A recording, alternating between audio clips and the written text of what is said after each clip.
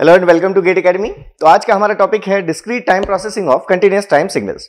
ये टॉपिक इस बार आपके गेट 2021 के सिलेबस में ऐड किया गया है। जो इलेक्ट्रॉनिक्स एंड कम्युनिकेशन ब्रांच के स्टूडेंट्स हैं उनके सिग्नल्स एंड सिस्टम सब्जेक्ट में। लेकिन इस टॉपिक को आज हम डील करेंगे सिग्नल्स के साथ साथ डिजिटल कम्युनिकेशन के भी स्टार्टिंग के फॉर्म में। तो ये जो टॉपिक है, भले ये सिर्फ इलेक्ट्रॉनिक्स एंड कम्युनिकेशन ब्रांच को ऐड किया गया सिलेबस में इन वर्ड्स, लेकिन फिर भी आप चाहे डबल ई के हों या आईएन के हों, तो भी इसका जो प्रोसीजर है ये आपके लिए इंपॉर्टेंट है। इससे बेस्ड क्वेश्चंस आपको भी देखने के लिए मिल सकते हैं, क्योंकि अगर आप देखें तो ये कुछ नहीं, ये एप्लीकेशन होगा जो हमने सैम्पलिंग थ्योरम पढ़ी है या फिर जो आपने कंटीन्यूअस टाइम फूरियर ट्रांसफॉर्म या डिस्क्रीट टाइम फूरियर ट्रांसफॉर्म देखे हैं, उन्हीं का बस एप्लीकेशन आपको यहाँ पर दिखेगा। तो ये थोड़ा कॉन्सेप्चुअल है, क्योंकि जब एक से ज्यादा कॉन्सेप्ट एक साथ मिलेंगे तो डेफिनेटली कॉन्सेप्ट हमारे वो टॉपिक हमारा कॉन्सेप्चुअल होगा। लेकिन आपको अगर स्टेप वाइज आप देखते रहें तो आपको ये चीज समझ में आएगी। और खासकर जो इलेक्ट्रॉनिक्स ब्रांच के स्टूडेंट्स हैं उनका बहुत प्रोबेबिलिटी है कि इस बार आपको इससे क्वेश्चन भी देखने के लिए मिलेगा। तो चलिए अगर हम स्टार्ट करें इस टॉपिक को, तो सबसे पहली चीज तो आपको ये पता है कि अगर हम लिख ही लें, क्योंकि आप थोड़ा सा इसको इनवर्ड्स आप लिख लेंगे आप अपने रजिस्टर में, आपके नोट्स क्योंकि होने चाहिए, अदरवाइज सिर्फ देखने से टॉपिक उतने अच्छे से क्लियर नहीं होगा। अगर आपके पास प्रॉपर नोट्स होंगे तो आप इस चीज को अच्छे से डील कर सकते हैं। तो हम लिख सकते हैं कि ड्यू टू सिग्निफिकेंट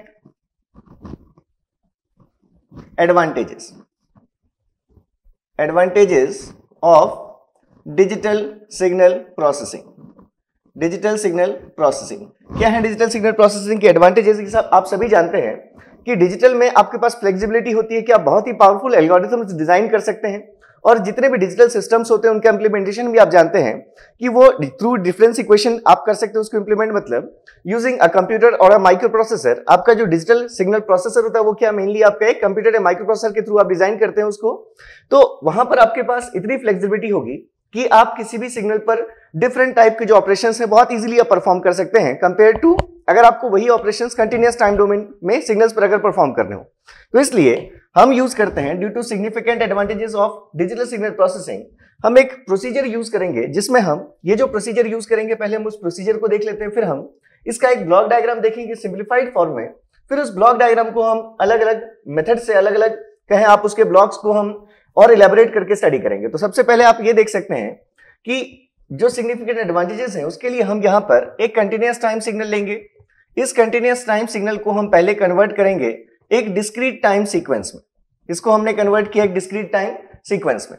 फिर ये जो हमारा डिस्क्रीट टाइम सीक्वेंस होगा इसको आप यहां अप्लाई करेंगे एक डिजिटल या आप कहें डिस्क्रीट टाइम सिग्नल प्रोसेसर में, सिग्नल प्रोसेसर। और यही वो ब्लॉक है जिसका एडवांटेज लेने के लिए आप ये सारे प्रोसीजर को यूज कर रहे हैं। मतलब क्योंकि ये जो हमारा digital discrete time signal processor होगा, हमने भी बात की कि इसके थ्रू हम बहुत ही पावरफुल एल्गोरिथम्स यूज कर सकते हैं, जो हमारे जितने भी ऑपरेशंस हमें परफॉर्म करने हैं सिग्नल्स पर, उसको बहुत इजी बना दिया जाएगा उस टास्क को। तो बस उस एडवांटेज को लेने के लिए हमें जो सिग्नल ट्रांसमिट करना था वो एक कंटीन्यूअस टाइम सिग्नल है। हम देखेंगे कि जो रिसीव हमें करना है रिसीवर एंड पर सिग्नल, वो भी हमारी रिक्वायरमेंट यही है कि वो सिग्नल भी टाइम में कंटीन्यूअस हो। लेकिन इस ब्लॉक का एडवांटेज लेने के लिए हमने पहले कंटीन्यूअस टाइम सिग्नल को डिस्क्रीट टाइम सीक्वेंस में कन्वर्ट किया, फिर उस डिस्क्रीट टाइम सीक्वेंस को हमने एक डिजिटल सिग्नल प्रोसेसर से पास किया, और फिर यहां पर जो सिग्नल आया इसका वापस आप इसको कन्वर्ट करेंगे। अगर आप ब्लॉक्स के फॉर्म में लिखें, ठीक है, इसको ब्लॉक डायग्राम के फॉर्म में बाद में देखेंगे। इसके बाद का जो प्रोसीजर होगा हमारा, वो हमारा फिर से जैसे हमने लिखा था कि यहां पर हमारे पास डिजिटल सीक्वेंस है, डिस्क्रीट टाइम प्रोसेसर से पास होने के बाद भी आपके पास एक डिजिटल सीक्वेंस ही डिस्क्रीट टाइम सीक्वेंस ही होगी। उस डिस्क्रीट टाइम सीक्वेंस को फिर आप कन्वर्ट करेंगे कंटीन्यूअस टाइम सिग्नल में। तो ये आपका बेसिक ऑपरेशन है जो यहां पर परफॉर्म होने वाला है। अब इसके लिए अगर हम देखें ब्लॉक डायग्राम कि आप क्या चीजें यूज करते हैं, और हमने ये भी बात कर ली कि ये जो हमारा प्रोसेसर होगा ये हम कंप्यूटर और माइक्रो प्रोसेसर, ये आप इनके थ्रू आप यूज कर सकते हैं। डिजिटल सिग्नल प्रोसेसिंग के लिए आप ये डिवाइसेस यूज कर सकते हैं जो आपको फ्लेक्सिबिलिटी देंगे। तो यहां पर अगर आप सिंपल ब्लॉक डायग्राम पहले देख लें तो ये ब्लॉक डायग्राम हमारा बस इसी का रिप्रेजेंटेशन है कि यहां पर हमने एक कंटीन्यूअस टाइम सिग्नल लिया, सपोज हमने उसको नाम दिया XC ऑफ T। इस सिग्नल को हमने फर्स्ट यहां पर हमें बस ये सिंप्लीफाइड ब्लॉक डायग्राम बना रहे हैं, हम यहां पर फर्स्ट लिख लेते हैं कि हम इसको कन्वर्ट कर रहे हैं conversion into discrete time sequence, conversion into discrete time sequence. उसके बाद जो हमारे पास सिग्नल आया, इस सिग्नल को हम पास करेंगे डिस्क्रीट टाइम सिग्नल प्रोसेसर से, इसको हम लिख देते हैं DTSP, discrete time signal processor. और इसके बाद जो आउटपुट होगा, इस आउटपुट को जैसे मान लीजिए कि अगर हमने कहा कि ये हमारा xc ऑफ t है, इस कन्वर्जन के बाद जो हमारा डिस्क्रीट टाइम सीक्वेंस आया, हम उस सीक्वेंस को अगर नाम दे दें xd ऑफ n, या फिर हम कहें कि ये जो xd ऑफ n है ये क्या होगा, तो ये xd ऑफ n इसी continuous time signal xc of t की वैल्यू होगी, जहां पर अगर हम t की वैल्यू को integer multiples of sampling interval ले लें, मतलब अगर हम देखें तो ये वैल्यू हमारी xc ऑफ nts होने वाली है, जिसको सिंपली हम xc ऑफ nt लिख लेते हैं, जहां पर ये t हमारा सैंपलिंग इंटरवल को रिप्रेजेंट कर रहा है। तो ये सभी चीजें हम देखेंगे कि इस ब्लॉक के अंदर कैसे सैंपलिंग हुई और क्या प्रोसीजर यहां पर फॉलो किया गया, ये सभी देखना हमें अभी देखना है। लेकिन अभी हम एक सिंप्लीफाइड ब्लॉक डायग्राम की बात करें, कंटिन्यूअस टाइम सिग्नल अप्लाई किया, डिस्क्रीट टाइम सीक्वेंस में कन्वर्ट किया, उसको डीटीएसपी से पास किया आपने, यहां पर आपके पास जो डिस्क्रीट टाइम सिग्नल मिल रहा है, अगर हम उसको yd ऑफ n कहें, तो फिर से इस yd ऑफ n को अगर हम कन्वर्ट करें कन्वर्जन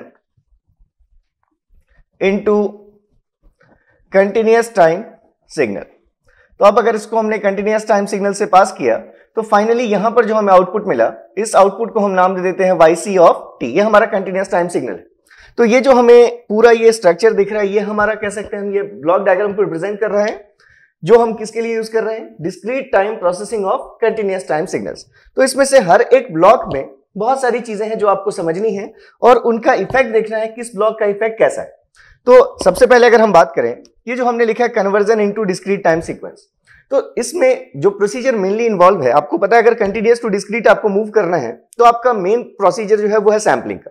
तो सैंपलिंग के लिए आपको ये पता है कि अगर आपके पास कोई ये सिग्नल है x ऑफ t, हम अगर सैंपलिंग को एक बार डिस्कस कर लें, आपने सैंपलिंग बेसिक देख रखा है फूरियर ट्रांसफॉर्म के भी क्रैश कोर्स में भी, तो वहां से हमने इतनी इंफॉर्मेशन है हमारे पास कि सैंपलिंग का मतलब किसी एक x ऑफ t सिग्नल को जो कंटिन्यूअस है टाइम में मल्टीप्लाई करना, और अगर हम इंस्टेंटेनियस सैंपलिंग की बात कर रहे हैं तो उस इंस्टेंटेनियस सैंपलिंग के लिए हम यूज करते हैं पीरियोडिक इंपल्स ट्रेन। तो अगर हमने x ऑफ t एक सिग्नल लिया, इसको अगर हमने एक पीरियोडिक इंपल्स ट्रेन pd से पास कर दिया, जिसमें रेगुलर इंटरवल पर हम कहें इंपल्सेस हैं, जिन सभी इंपल्सेस का एरिया अगर हम 1 ले ले, और अगर वो इंटरवल जितने देर के बाद ये अपने आप को इंपल्सेस रिपीट करेंगे, अगर हम वो टाइम इंटरवल t ले लें, तो इस pt को हम रिप्रेजेंट कर सकते हैं summation from n equals to minus infinity to infinity del of t minus nt, ऐसा लिख सकते हैं इसको हम। तो ये हमारी पीरियोडिक इंपल्स ट्रेन है। किसी भी सिग्नल को अगर हमने इंपल्स ट्रेन से मल्टीप्लाई किया तो हमें पता है कि यहाँ जो रिजल्ट हमें मिलेगा, ये रिजल्ट अगर हम कहें इसको y ऑफ nt, क्योंकि हमें इन दोनों का प्रोडक्ट सिर्फ जहां जहां इंपल्सेस भी प्रेजेंट होंगे वहीं वहीं पर हमें प्रोडक्ट मिलेगा, क्योंकि दोनों में से एक भी सिग्नल अगर 0 होगा तो प्रोडक्ट भी हमारा 0 आएगा। तो इसलिए यहां जो आपको सिग्नल मिलता है, ये सिग्नल हमारा अभी भी एक इंपल्स ट्रेन ही होगा।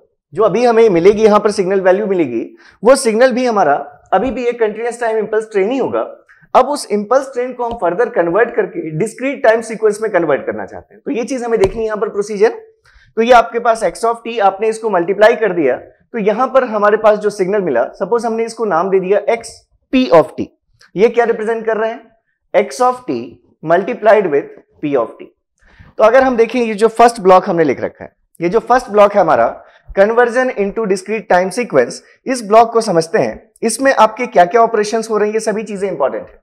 अब देखिए, जैसे यहां से अगर मान लीजिए आपसे सिंपल ये क्वेश्चन पूछ लिया जाता कि एज अ होल अगर हम इस सिस्टम को देखें, ये जो इतना हमने ये प्रोसीजर पूरा फॉलो किया, अगर हम इस पूरे को एक इक्विवेलेंट सिस्टम मान लें कि हम एक कंटिन्यूअस टाइम सिग्नल अप्लाई कर रहे हैं और आउटपुट में भी हमें क्या मिल रहा है, एक कंटिन्यूअस टाइम सिग्नल ही मिल रहा है। मतलब एज अ होल अगर आपको इस सिस्टम को डिफाइन करना हो तो आप क्या कहेंगे, इस सिस्टम हमारा कंटिन्यूअस टाइम सिस्टम है या डिस्क्रीट टाइम सिस्टम है। तो क्योंकि इनपुट भी कंटिन्यूअस और आउटपुट भी कंटिन्यूअस है, इसलिए आप कह सकते हैं ये जो सिस्टम है हमारा, it is a continuous time system. इस सिस्टम के बारे में और भी चीजें हम देखेंगे कि इसको हम कंटिन्यूअस के साथ साथ और क्या कह सकते हैं, किस तरह के ये हमारा बिहेव कर रहा है। तो देखिए, सबसे पहले इसमें जो ब्लॉक है हमारा conversion into discrete time sequence, अगर हम इस चीज को देखें, ये सैंपलिंग प्रोसेस तो हम समझ गए कि अगर हमारे पास ये ऐसा, अगर हमारा कोई x ऑफ t सिग्नल होता, इसको हमने अगर मल्टीप्लाई किया एक इंपल्स ट्रेन से जिसमें रेगुलर इंटरवल पर इंपल्सेस हैं, जिन सभी इंपल्सेस का एरिया 1 है, अगर हमने ऐसे इंपल्स ट्रेन से मल्टीप्लाई किया, ये आपका पीरियोडिक इंपल्स ट्रेन है pt with respect to t, जो minus infinity to plus infinity exist कर रही है, value t to t in instants पर हमें इंपल्सेस मिल रहे हैं, minus T minus 2t, t is equals to 0, और सभी इंपल्सेस का एरिया अगर 1 है। तो आप जानते हैं कि इन दोनों का जो प्रोडक्ट आएगा शेप वाइज वो ऐसा ही सिग्नल होगा, लेकिन वो सिग्नल सिर्फ कहां कहां प्रेजेंट होगा, जहां पर ये इंपल्सेस है, मतलब T 2T 3T इन्हीं ड्यूरेशन पर आपके पास इंपल्सेस होंगे। तो अगर हम फर्स्ट ब्लॉक देखें, जो ब्लॉक 1 है आपका, that is conversion from xc of t to xd of n। ये जो हमारा ब्लॉक है, जो हमारा कन्वर्ट कर रहा है continuous time signal xc of t को discrete time sequence xd of n में। तो उस ब्लॉक में अगर आप देखेंगे तो ये उस ब्लॉक का आप इनर स्ट्रक्चर समझ सकते हैं कि आपने ये कंटिन्यूअस टाइम सिग्नल अप्लाई किया xc of t, आपने इसमें मल्टीप्लाई किया p of t, और इसके बाद जो आउटपुट आया, इस आउटपुट को आपने अगर नाम दिया है xp of t। ये xp of t क्या है? ये जो हमने अभी बात की, अगर हम इन दोनों को मल्टीप्लाई कर रहे हैं तो इसी x of t सिग्नल के शेप का हमें सिग्नल मिलेगा, लेकिन सिर्फ इन इंस्टेंस पर मिलेगा, वो आपका सिग्नल है xp of t। अब अगर इस xp of t में आप दो मॉडिफिकेशंस करें, मतलब अगर हम यहां पर एक और ब्लॉक शो कर देते हैं, अब इन ब्लॉक्स को हम समझ लेंगे फिर से। It is conversion of continuous time impulse train into discrete time sequence। Continuous time impulse train को हमें डिस्क्रीट टाइम सीक्वेंस में बदलना पड़ेगा, तब हमारा यहां पर हमें ये डिस्क्रीट टाइम सीक्वेंस मिल रहा है हमें xd of n। तो देखिए दो ऑपरेशंस क्या क्या आपने यूज किए हैं। फर्स्ट आपने xc of t की सैंपलिंग कर दी, तो अगर आपने xc of t की सैंपलिंग कर दी, ये आपका सपोज ये आपका xc of t था, जैसा अभी हमने शो किया, ये xc of t। अगर आपने इसको इस p of t के साथ मल्टीप्लाई कर दिया, तो हमने क्या कहा कि जो रिजल्ट मिलेगा हमें, अगर हमने इसको पीरियोडिक इंपल्स ट्रेन से मल्टीप्लाई कर दिया विद रिस्पेक्ट टू t, अगर हम देखें xp of t, तो मतलब ये हमारा शेप वाइज ऐसा ही सिग्नल है, लेकिन ये सिग्नल हमें कहां कहां पर प्रेजेंट मिलेगा, जहां जहां पर हम t के इंटीजर मल्टीपल्स पर वैल्यूज देखेंगे, मतलब 0 पर वैल्यू मिलेगी आपको, फिर आपको ये वैल्यू t पर मिलेगी, फिर ये वैल्यू आपको 2t पर मिलेगी, 3t पर मिलेगी एंड सो ऑन। ऐसे ही हमारे पास ये वैल्यूज हैं -t, -2t and so on, -2t। तो आपको दिख रहा है कि ये जो xp of t आया, इस x of t सिग्नल की xc of t continuous time signal की सैंपलिंग के बाद, ये अभी भी ये सिग्नल हमारा कैसा है, एक इंपल्स ट्रेन। और अगर ये इंपल्स ट्रेन है मतलब इसके सभी सैंपल्स की वैल्यू कितनी है, इनफाइनाइट है, और ये इंपल्सेस कहां कहां एग्जिस्ट कर रहे हैं, 2t 3t and so on. तो ये जो हमारा अभी xp of t मिला, ये हमारा सिग्नल है xp of t। अब इसको हम जब इस ब्लॉक से पास करेंगे, तो इस ब्लॉक के थ्रू हम जो ऑपरेशंस परफॉर्म करेंगे, पहला ऑपरेशन ये होगा कि ये जितने भी इंपल्सेस हैं, जो अभी कंटिन्यूअस टाइम इंपल्सेस हैं, जिनका एरिया फाइनाइट लेकिन उसकी वैल्यू कितनी है, इन्फिनिटी, एम्पलीट्यूड, हम इनके एरिया के बराबर एम्पलीट्यूड असाइन करके डिस्क्रीट टाइम सिग्नल में इनको कन्वर्ट करेंगे। दूसरी चीज, ये जो हमारी टाइम एक्सिस है t, हम इस टाइम एक्सिस का नॉर्मलाइजेशन करेंगे। टाइम एक्सिस का नॉर्मलाइजेशन करने का मतलब, हम अगर इस पूरे टाइम एक्सिस को t से डिवाइड कर दें, तो मतलब ये पॉइंट हमारा 1, ये पॉइंट 2, ये पॉइंट 3, मतलब अभी जो हमारा वेरिएबल t है, हम उस t वेरिएबल को एक अदर वेरिएबल के टर्म्स में हम इस सिग्नल को मैप करेंगे, जिसको हम नाम दे देंगे डिस्क्रीट वेरिएबल n। तो अगर आप इस ब्लॉक से पास करेंगे, तो इस ब्लॉक के बाद जो हमारा आउटपुट होगा, उस आउटपुट को अगर हम शो करें, वो भी शेप वाइज ऐसा ही सिग्नल होगा, जैसा ये सिग्नल है हमारा, जैसा ये डॉटेड आपको सिग्नल का एम्पलीट्यूड का एनवेलप दिख रहा है, ऐसे ही यहां पर भी आपको वैल्यू ऐसी ही मिलेगी। ये सिग्नल आपका अभी भी ऐसा ही है। इस सिग्नल को हम नाम दे रहे हैं अब xd of n। तो देखिए xd of n में क्या क्या चीजें करने वाले हम। पहली चीज हमने कहा कि जो एक्सिस t थी हमारी, उसको हम रिप्लेस करेंगे अनदर वेरिएबल n से, और हमें क्या करना है, इंपल्सेस की स्ट्रेंथ यही रहेगी। हमने यहां पर इंपल्सेस ड्रॉ कर लिए, इंपल्सेस की स्ट्रेंथ सेम है, और अब जो हमारे पास इंपल्सेस होंगे, अब ये कंटिन्यूअस टाइम इंपल्सेस नहीं, अब ये क्या आपके डिस्क्रीट टाइम इंपल्सेस है, जिनका एरिया और उनकी वैल्यू, दोनों ही वैल्यूज क्या है, जितनी सिग्नल xc of t की वैल्यू थी कहां पर, at t equals to t और 2t और 3t, उतने ही एम्पलीट्यूड के आपको यहां पर इंपल्सेस मिले। लेकिन ये इंपल्सेस जो पहले कहां कहां पर थी, किस टाइम पर, t 2t 3t पर, आपने इनको टाइम में नॉर्मलाइज करके आपने अदर वेरिएबल n के रिस्पेक्ट में रिप्रेजेंट किया, जहां पर आप n की वैल्यूज ले रहे हैं 1, 2, 3, 4 एंड सो ऑन। ऐसे ही यहां पर जो वैल्यू रही होगी, इसको हम कहेंगे कि हमारे n की वैल्यू -1 है, यहां n की वैल्यू -2 है एंड सो ऑन। तो देखिए ये जो प्रोसीजर्स हमने यूज किया, सबसे पहले हमने कन्वर्जन xc ऑफ t से xd ऑफ n के लिए हमने सिग्नल की सैंपलिंग कर दी तो इसी सिग्नल xc ऑफ t की वैल्यूज मिली, लेकिन कहां पर मिली, nt पर वैल्यूज मिली। n की वैल्यू 0 से लेकर माइनस इन्फिनिटी से लेकर प्लस इन्फिनिटी आप पुट कर सकते हैं। तो आपको xc ऑफ t से सैंपलिंग के बाद सिग्नल मिला xp ऑफ t, वैल्यूज आपकी -2t -3t, इस टाइप से आपको ये वैल्यूज दिखी। अब इनको डिस्क्रीट टाइम सीक्वेंस में कन्वर्ट करने के लिए जितना इन इंपल्सेस का एरिया था उतने एम्पलीट्यूड का डिस्क्रीट टाइम इंपल्सेस लिया आपने, और जो वैल्यूज t2 t 3t पर थी t के रिस्पेक्ट में, उसको हमने अनदर वेरिएबल n के रिस्पेक्ट में प्लॉट किया using n equals to 1 2 3 and so on. तो यहां से हम अगर देखें तो यहां पर आपने क्या किया है, आपने इनको नॉर्मलाइजेशन इन टाइम, इस ब्लॉक का प्रोसीजर ये हम देख रहे हैं कि इस ब्लॉक ने क्या किया, नॉर्मलाइजेशन इन टाइम किया, और जो कंटिन्यूअस टाइम इंपल्स ट्रेन थी उस कंटिन्यूअस टाइम इंपल्स ट्रेन को डिस्क्रीट टाइम सीक्वेंस में कन्वर्ट किया। तो ये हमारा फर्स्ट ब्लॉक है जो हमने xc ऑफ t से xd ऑफ n के बीच में हमने शो किया। तो ये पूरा ऑपरेशन हमारे इस फर्स्ट ब्लॉक का ऑपरेशन है। अब यहां पर अगर आप देखें तो इन दोनों सिग्नल्स को अगर आप देखेंगे, ये हमारा कंटिन्यूअस टाइम सिग्नल है और ये हमारा डिस्क्रीट टाइम सिग्नल है। मतलब अगर हम देखें तो ये xp ऑफ t, हमने कहा ये चीज क्या हमारी, इट इज कंटिन्यूअस टाइम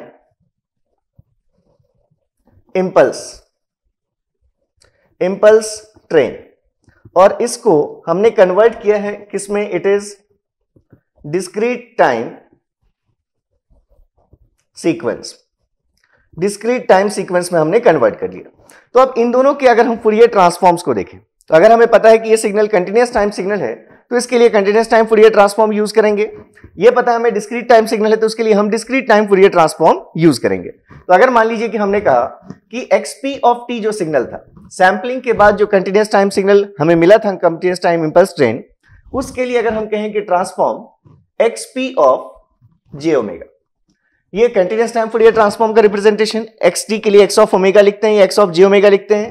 तो अगर हमने xp ऑफ t के लिए फूरियर ट्रांसफॉर्म लिखा xp ऑफ j ओमेगा, और ये डिस्क्रीट टाइम सिग्नल है हमारा xd ऑफ n, तो इस xd ऑफ n के लिए हमने फूरियर ट्रांसफॉर्म लिखा xd of e to the power j omega. अब यहां पर ओमेगा को डिस्क्रीट की फ्रीक्वेंसी, अगर हमें कंटिन्यूअस और डिस्क्रीट दोनों की फ्रीक्वेंसीज एक साथ लेकर चलना है तो हमने डिस्क्रीट की फ्रीक्वेंसी को इस कैपिटल ओमेगा से शो कर दिया। तो अब अगर आप देखें पहले कि इस xp ऑफ t का फूरियर ट्रांसफॉर्म क्या होगा, तो आपको पता है कि xp ऑफ t, ये जो सिग्नल है आपका, ये कैसे मिला आपको, जब आपने xc of t continuous time signal को मल्टीप्लाई किया किसके साथ, पीरियोडिक इंपल्स ट्रेन के साथ मल्टीप्लाई किया। अब इसके हम दो फॉर्म्स देख सकते हैं। अगर मान लीजिए हमने फर्स्ट फॉर्म देखा कि xp ऑफ t, अगर हमारा सिग्नल हम देखें तो xc ऑफ t क्या सिग्नल है हमारा, ये जो भी सिग्नल हो xc ऑफ t, इसको हम किससे मल्टीप्लाई कर रहे हैं, पीरियोडिक इंपल्स ट्रेन से, जिसके लिए एक्सप्रेशन लिखा आपने summation from n equals to minus infinity to infinity del of t minus nt, ऐसे लिखा आपने। तो अगर आप इसको अंदर ले लें समेशन के, तो आपके पास क्या रिजल्ट आया, it is summation from n equals to minus infinity to infinity x of t into del of t minus nt, ऐसी वैल्यू आ गई आपके पास। अब देखिए यहां से क्या हम इसको लिख दें कि ये summation minus infinity to infinity है xt del of t minus nt, तो क्या इसको हम यहां से डेल की वैल्यू फाइंड करें, t की वैल्यू nt, और उसको इसमें पुट कर दें और उस वही रिजल्ट हो जाएगा क्या, ये नहीं होगा ऐसा, क्योंकि ये कंटिन्यूअस टाइम सिग्नल की आप बात कर रहे हैं। अगर आप shifting property of impulse function use करना चाहते हैं तो यहां पर इंटीग्रेशन होना चाहिए था माइनस इन्फिनिटी टू इन्फिनिटी, और किसके रिस्पेक्ट में, t के रिस्पेक्ट में, लेकिन ये समेशन सिर्फ इस n की वैल्यू को रिप्रेजेंट करने के लिए लिया गया। तो ये गलती तो हम कर नहीं सकते कि इस पूरे का रिजल्ट हम लिख दें x ऑफ nts, लेकिन आप इस प्रोडक्ट को जरूर सॉल्व कर सकते हैं। xt into del of t minus t naught, value क्या होती है, x of t naught into del of t minus t naught. तो इस प्रोडक्ट को हम क्या लिख सकते थे, इस प्रोडक्ट को हम ऐसे लिख सकते थे, summation from n equals to minus infinity to infinity x of, it is xc of t, तो xc of nt into del of t minus nt, ये चीज आ गई हमारे पास।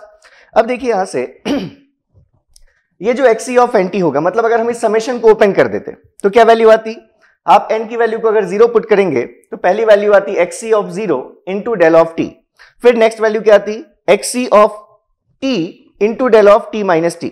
तो ये तो बस हमारी एक कांस्टेंट वैल्यू होगी, किसी भी पर्टिकुलर t के लिए अगर आप nt पुट करेंगे तो ये कांस्टेंट वैल्यू होगी।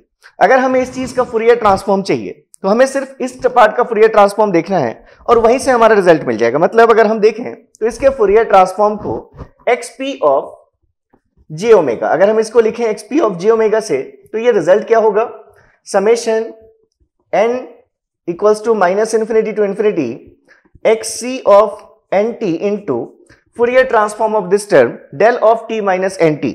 आप जानते हैं टाइम शिफ्टिंग प्रॉपर्टी कि अगर x ऑफ t सिग्नल के लिए ट्रांसफॉर्म x ऑफ ओमेगा या x ऑफ j ओमेगा है तो x of t minus t naught transform की वैल्यू क्या होती है, e to the power minus j omega t naught times x of j omega. तो यहां पर टी नॉट की जगह फैक्टर क्या है हमारा, टी नॉट की जगह हमारा फैक्टर है nt।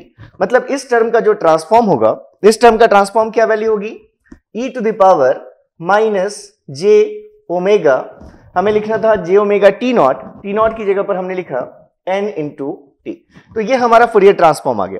फिर से देख लीजिए, फूरियर ट्रांसफॉर्म जब हमें निकालना था, अगर हम इस समेशन को ओपन कर लेते, अगर आप इस समेशन को ओपन करते तो कैसा टर्म मिलता आपके पास, माइनस इंफिनिटी से आप वैल्यूज पुट करते हैं n की, फिर आपको वैल्यू मिलती है n की वैल्यू अगर आप माइनस 1 पुट करते तो xc of minus 1 into T that is minus t into del of t minus t plus T.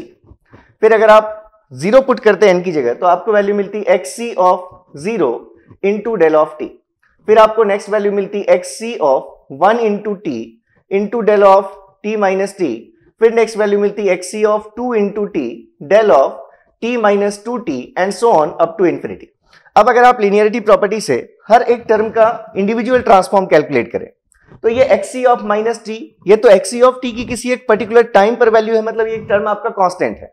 तो आपको ट्रांसफॉर्म सिर्फ इन इंपल्सेस का लेना है, तो उन्हीं इंपल्सेस के ट्रांसफॉर्म को इसलिए हमने क्या लिख लिया, इसके लिए हमने एज इट इज रखा और इस टर्म का हमने ट्रांसफॉर्म लिख दिया। तो ये हमारे पास वैल्यू आ गई, किस चीज की वैल्यू आ गई, xp ऑफ j ओमेगा की। तो ये हमारे पास एक रिजल्ट आ गया xp ऑफ j ओमेगा। देखिए आपको थोड़ी देर कंसंट्रेट होकर सुनना है, अगर चीजें ज्यादा कॉम्प्लेक्स होने लगे थोड़ा सा आप रेस्ट ले लीजिएगा बीच में, लेकिन ये चीजें आपके लिए इंपॉर्टेंट हैं और अगर जहां तक जो चीजें हैं उसको डिस्कस तो करना ही पड़ेगा, तो हम बारी बारी से देखते जाएंगे, आप आराम से देखते रहिए, बीच में आप ब्रेक ले सकते हैं। तो xp ऑफ j ओमेगा ये हमारे पास एक रिजल्ट आ गया। अब इसी सिग्नल के लिए अगर हम लिख रहे हैं कि xp ऑफ t, अगर हम फिर से देखें यहां से, अगर हम कह रहे हैं कि xp ऑफ t की वैल्यू किसके बराबर है, xc of t multiplied with pt के बराबर है। तो अगर हम यूज करते हैं, जब हमने सैंपलिंग थ्योरम किया था तो वहां पर हमने यूज किया था multiplication property of Fourier transform. तो अगर हम इसके ट्रांसफॉर्म को कैलकुलेट करना चाहते तो इसी का ट्रांसफॉर्म जो अभी हमने फाइंड किया, इस xp ऑफ j ओमेगा को हम और क्या लिख सकते थे, 1/2 पाई टाइम्स इस xc ऑफ t का transform that is xc of j omega into इस pt का ट्रांसफॉर्म जिसको हमने कहा p ऑफ ओमेगा। अब आपको पता है कि इंपल्स ट्रेन का ट्रांसफॉर्म भी इंपल्स ट्रेन है और इसकी वैल्यू भी आपको पता है। तो अगर हम वैल्यूज पुट कर दें तो ये वैल्यू क्या आएगी, 1/2 पाई xc of, sorry it is convolution obviously, 1/2 pi times convolution of transforms of these two signals. तो 1/2 पाई xc ऑफ j ओमेगा और इस पार्ट का ट्रांसफॉर्म आपको पता है 2 pi upon ts that is 2 pi upon t, अगर हम सैम्पलिंग इंटरवल को t लेकर चले हैं और summation from k equals to minus infinity to infinity del of omega minus k omega s। ये आपको पता है, जहां पर हम जो ये ओमेगा s लिख रहे हैं ये हमारी सैम्पलिंग फ्रीक्वेंसी है, मतलब omega s is equals to 2 pi upon t। अगर आपने सैम्पलिंग इंटरवल t ले रखा है मतलब ये टर्म भी आपका, इसको भी आप क्या कह सकते थे, ओमेगा s कह सकते थे। ठीक है, तो यहां से आप देख रहे हैं कि ये दोनों टर्म्स हमारे कैंसिल आउट हो जाएंगे और फाइनली आपको xp ऑफ j ओमेगा, इसकी आपको वैल्यू मिलेगी 1/t टाइम्स, अगर आप इनको कन्वॉल्व करेंगे, यहां पर हमारे पास क्या है, ये चीज कन्वॉल्यूशन का साइन है। तो अगर आप इस x ऑफ j ओमेगा को डेल के साथ कन्वॉल्व करेंगे तो आपको पता है रिजल्ट आपको x के टर्म्स में मिलेगा। तो ये चीजें क्योंकि हम ऑलरेडी देख चुके हैं इसलिए हम इस यहां पर थोड़ा फास्ट भी चल सकते हैं। तो summation from k equals to minus infinity to infinity x of j omega minus omega s, ये हमारे पास value omega minus k omega s, ये हमारे पास रिजल्ट आ गया। तो देखिए इस xp ऑफ j ओमेगा के हमारे पास दो फॉर्म्स आ गए। जो हमारा सैंपल्ड आउटपुट है xp ऑफ t, उस sampled output xp of t के दो टाइप के फूरियर ट्रांसफॉर्म्स आपने फाइंड किए। एक ट्रांसफॉर्म ये वैल्यू मिली हमें और दूसरे ट्रांसफॉर्म की हमारे पास उसी ट्रांसफॉर्म की एक दूसरा फॉर्म हमें मिल रहा है यहां से, that is 1/t minus infinity to infinity x of omega minus k omega. Normally हम लिखते हैं, यहां पर जे भी हम लेकर चले हैं एक्चुअल अपना रिप्रेजेंटेशन शो करने के लिए। तो ये आपके पास ये वैल्यू आ गई। अब मान लीजिए कि ये हमारा इक्वेशन, ये हमारी 1 है और ये इक्वेशन हमारी 2 है। अभी तक हमने जो बात की है वो हम इस कंटिन्यूअस टाइम जो हमारे पास पीरियोडिक इंपल्स ट्रेन थी, इसके ट्रांसफॉर्म्स की हमने बात की। इसके हमने 2 फॉर्म्स देख लिए। अब हमारे पास एक डिस्क्रीट टाइम सिग्नल भी है, जिसको हमने क्या नाम दिया है, जब हमने इसको डिस्क्रीट में कन्वर्ट कर दिया, टाइम में नॉर्मलाइज कर दिया, एरिया वैल्यूज को एम्पलीट्यूड ले लिया, तो ये जो हमारा कंटिन्यूअस से डिस्क्रीट टाइम सीक्वेंस में कन्वर्ट हुआ, अगर डिस्क्रीट टाइम सीक्वेंस का आपको फूरियर ट्रांसफॉर्म देखना होता तो किसी भी सिग्नल के लिए, एक्सएन के लिए डीटीएफटी कैसे लिखते हैं आप? एक्सएन अगर कोई सिग्नल हो, इसका डीटीएफटी अगर आप लिख रहे हैं x of E to the power J omega, तो ये वैल्यू आप लिखते हैं summation from n equals to minus infinity to infinity, जिस सिग्नल का निकालना है, into e to the power minus J omega n. यहां पर ओमेगा को हम अगर कैपिटल ओमेगा से शो कर दें तो ये हमारे पास ऐसा रिजल्ट होता। ये बाय डेफिनेशन हम लिख रहे हैं यहां पर। किसी भी सिग्नल के लिए अगर आपको निकालना है तो X of E to the power J omega equals to, जिसका निकालना है उसको मल्टीप्लाई कीजिए E to the power minus J omega N से। यही हमारा फॉर्मूला है। तो अगर एक्स डी एन का ट्रांसफॉर्म निकालना होता, देखिए यहां पर स्पेस का मैं फिर भी हम यहीं पर कोशिश कर रहे हैं करने की, कि अगर हम कह रहे हैं कि एक्स डी एन का ट्रांसफॉर्म हमने ऑलरेडी डिफाइन कर रखा है। एक्स डी एन का ट्रांसफॉर्म क्या है? X D of E to the power J omega. तो इस x D of E to the power J omega, अब इस डिस्क्रीट टाइम सिग्नल का ट्रांसफॉर्म क्या होगा? इज इक्वल्स टू, हम जिस सिग्नल का निकाल रहे हैं, हमने लिखा summation n equals to minus infinity to infinity, किस सिग्नल का ट्रांसफॉर्म निकाल रहे हैं आप? X D of n signal का ट्रांसफॉर्म निकाल रहे हैं। X D of n signal का ट्रांसफॉर्म निकाल रहे हैं, इनटू हमें क्या लिखना है साथ में? E to the power minus J omega N लिखना है। ठीक है ये चीज। और यहां से देखिए हमने पहले ही ये डिफाइन कर दिया है कि ये जो आपका सिग्नल है x D of n, x D of n की वैल्यू किसके बराबर है? इसी signal x C of t की वैल्यू के बराबर है। अगर हम इस एक्स सी ऑफ टी की वैल्यू कहां पर लें? एन टी पर लें। एन की वैल्यू हम माइनस इंफिनिटी से प्लस इंफिनिटी वेरी कर सकते हैं। तो इसलिए इस एक्स डी ऑफ एन की जगह पर क्या लिख सकते हैं हम? X C of N t लिख सकते हैं। तो अगर हमने यहां पर इसकी जगह पर यूज किया, that is now we can write here summation from n equals to minus infinity to infinity, x D of n की जगह लिखा हमने x C of N T E to the power minus J omega n. ये हमारा क्या है? X D of E to the power J omega. अब अगर हम इसको इक्वेशन 3 मान लें, अब देखिए यहां से अगर हम इसको इक्वेशन 3 मान लें, इक्वेशन 1 और 3 को देखिए। इक्वेशन 1 आपको कंटिन्यूअस टाइम इंपल्स ट्रेन का ट्रांसफॉर्म दे रहा है, ठीक है, और उसी के डिस्क्रीट काउंटर पार्ट का ये ट्रांसफॉर्म है x D of E to the power J omega. X C X P of T का discrete counterpart X D of N, ये एक्सपी ऑफ टी का ट्रांसफॉर्म, ये एक्स डी ऑफ एन का transform. तो अगर आप इन दोनों ट्रांसफॉर्म्स को देखा आपने, यहां भी दिख रहा है summation minus infinity to infinity, यहां भी सेम समेशन है, same signal X C of N T, यहां भी same signal X C of N T. बस डिफरेंस क्या दिख रहा है आपको? यहां E to the power minus J omega N T है और यहां सिंपली ये कैपिटल ओमेगा एन है। मतलब यहां से देखकर अगर आप इन दोनों को कंपेयर करते तो हम इसको थोड़ा स्पेस में डिस्कस कर लेते हैं। तो अभी तक हमने देखिए, फिर से देख लीजिए आपने क्या क्या अभी तक देखा है। कुछ भी ऐसा कंफ्यूज होने वाला कुछ भी नहीं है, एकदम आराम से आप देख लीजिए। हमने पहले कहा कि इस discrete time processing of continuous time signal के लिए हम एक कंटिन्यूअस टाइम सिग्नल लेंगे, उसको कन्वर्ट करेंगे डिस्क्रीट टाइम सीक्वेंस में, फिर उसको प्रोसेस करेंगे डिजिटल सिग्नल प्रोसेसर में, और फिर उसको हम वापस कन्वर्ट करेंगे कंटिन्यूअस टाइम सिग्नल में। तो इस फर्स्ट ब्लॉक को आपने देखा कि उस फर्स्ट ब्लॉक में हमारा एक प्रोसीजर इन्वॉल्व है सैंपलिंग, और सैंपलिंग के बाद जो सिग्नल जनरेट होगा एक्सपी ऑफ टी, उसमें हम टाइम नॉर्मलाइजेशन करके उसको एक डिस्क्रीट टाइम सिग्नल में कन्वर्ट कर रहे हैं जो हमारा है एक्स डी ऑफ एन। तो आपने देखा कि एक्सपी ऑफ टी कैसा दिखेगा, इसको इंपल्स ट्रेन से मल्टीप्लाई किया तो ये हमारे पास एक्सपी ऑफ टी आ गया।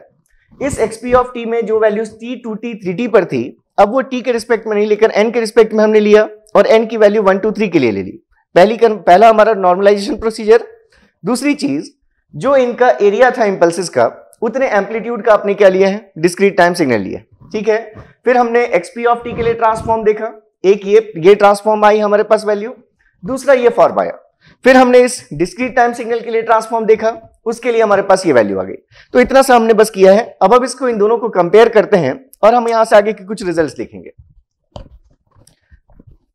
तो चलिए इसमें ज्यादा टाइम हमारा नहीं लगेगा, लेकिन यहीं से कॉन्सेप्ट सब आपके स्टार्ट हो जाएंगे जहां से क्वेश्चंस फ्रेम हो सकते हैं। तो देखिए एक ऑब्जेक्टिव की तो पहले हमने बात कर ली कि एज अ होल अगर आपसे पूछा जाए कि discrete time processing of continuous time signal के लिए जो आपने सिस्टम यूज किया वो कैसा सिस्टम है, तो आप कहेंगे वो एक कंटिन्यूअस टाइम सिस्टम है, पहली चीज। ठीक है, तो अब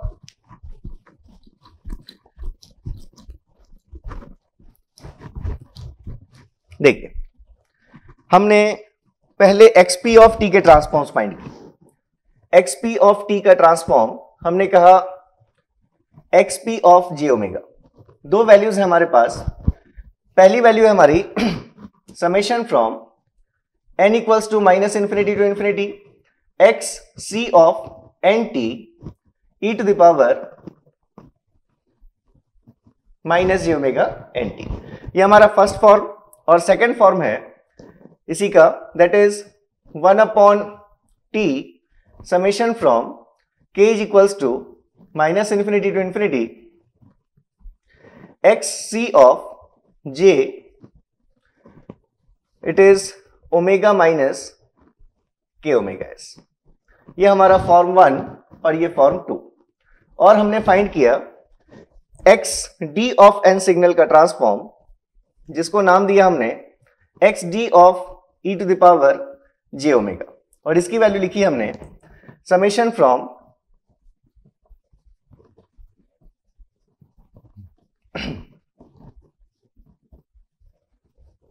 ठीक है, इसको हमने कहा इक्वेशन 3। अब अगर हम इक्वेशन 1 और 3 को कंपेयर करें तो 1 और 3 को अगर आपने कंपेयर किया तो आपको दिख रहा है यहां पर जहां कैपिटल ओमेगा है वहां पर क्या है हमारे पास, यहां से ओमेगा इंटू टी। मतलब इन दोनों ट्रांसफॉर्म्स को अगर हम कंपेयर करें, कंपेयरिंग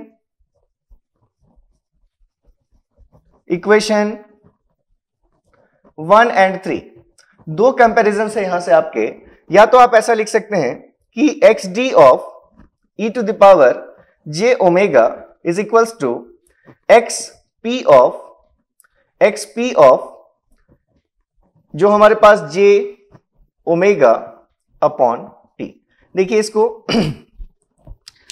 अगर आप यहां पर ये जो हमारे पास अगर हमने लिखा है x P of J omega, अब हम यहां क्या लिख रहे हैं x P of j capital omega upon T. तो यहां अगर ओमेगा को हम रिप्लेस कर दे ओमेगा अपॉन टी से, कैपिटल ओमेगा अपॉन टी से, तो यहां पर भी जो ओमेगा है उसको आप रिप्लेस करेंगे कैपिटल ओमेगा अपॉन टी से।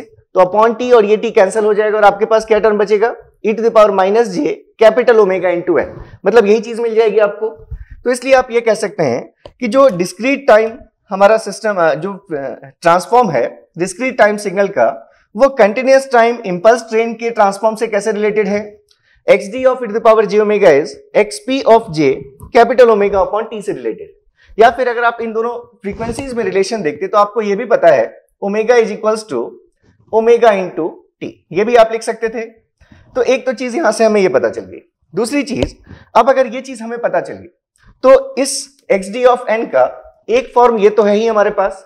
अब इसी चीज को यूज करके, क्योंकि ये भी किसकी वैल्यू है, ये वैल्यू भी हमारी x P of J omega की ही वैल्यू है। तो जैसे आपने इस x P of J omega में ओमेगा को रिप्लेस किया कैपिटल ओमेगा अपॉन टी से, तो आपको x D of E to the power J omega मिला। ऐसे ही अगर इस एक्सप्रेशन में भी अगर हम ओमेगा को रिप्लेस करें, अगर इस एक्सप्रेशन में भी हम ओमेगा को रिप्लेस कर दें किससे, कैपिटल ओमेगा अपॉन टी से, तो फिर से हमें क्या मिल जाएगा, इसी रिलेशन से हमें फिर से मिल जाएगा x D of E to the power J omega. ये समझ रहे हैं। अगर इसमें इस रिप्लेसमेंट से हम x D of E to the power J omega मिल रहे हैं, तो इसमें भी रिप्लेसमेंट से जैसे X P of J omega के दो फॉर्म्स हैं, वैसे ही X D of E to the power J omega का भी दूसरा फॉर्म हमें मिल जाएगा। क्या वैल्यू होगी, 1 अपॉन टी। हम और कोई चेंजेस नहीं करेंगे, बस जहां ये हमें ओमेगा दिख रहा है इस ओमेगा की जगह पर क्या यूज करेंगे, हम capital omega upon t use करेंगे। तो देखिए क्या वैल्यू होगी, summation from minus infinity to infinity, it is x C of J omega upon t minus k into, अब ये देखिए जो आपकी वैल्यू लिखी हुई ओमेगा एस, ये क्या है आपकी omega S value, sampling frequency. और इस सैंपलिंग फ्रीक्वेंसी को हम ऐसे भी लिख सकते हैं 2 pi upon time interval of samples, that is 2 pi upon T, ऐसे लिख सकते थे आप। तो इसलिए यहां से अब आपके पास दूसरा फॉर्म आ रहा है डिस्क्रीट टाइम सिग्नल के फूरियर ट्रांसफॉर्म। तो अब यहां से हम इनके फ्रीक्वेंसी डोमेन्स को यहां एक दूसरे से रिलेट करेंगे, और अगर हम इन इक्वेशंस को समझ रहे हैं तो इन इक्वेशंस के थ्रू हम इजीली अपने xp ऑफ t के ट्रांसफॉर्म से xd ऑफ n का ट्रांसफॉर्म कैलकुलेट करेंगे। तो ये प्रोसीजर अगर आपको समझ में आ गई, जो हम यहां प्रोसीजर यूज करने वाले हैं, तो बस इसी का जो इनवर्स ऑपरेशन है वो आपके लास्ट ब्लॉक में परफॉर्म होना है, तो इसलिए वहां पर प्रॉब्लम नहीं होगी फिर आपको। और जो नेक्स्ट कॉम्बैट होगा वो कॉम्बैट हम इस टॉपिक से रखने की कोशिश करेंगे। हो सकता है नेक्स्ट टू नेक्स्ट कॉम्बैट, लेकिन एक यहां से जो भी आपने कॉन्सेप्ट सीखे हैं उस पर आपको एक कॉम्बैट जरूर मिलेगा, और उसमें आपका पार्टिसिपेशन भी इंपॉर्टेंट है।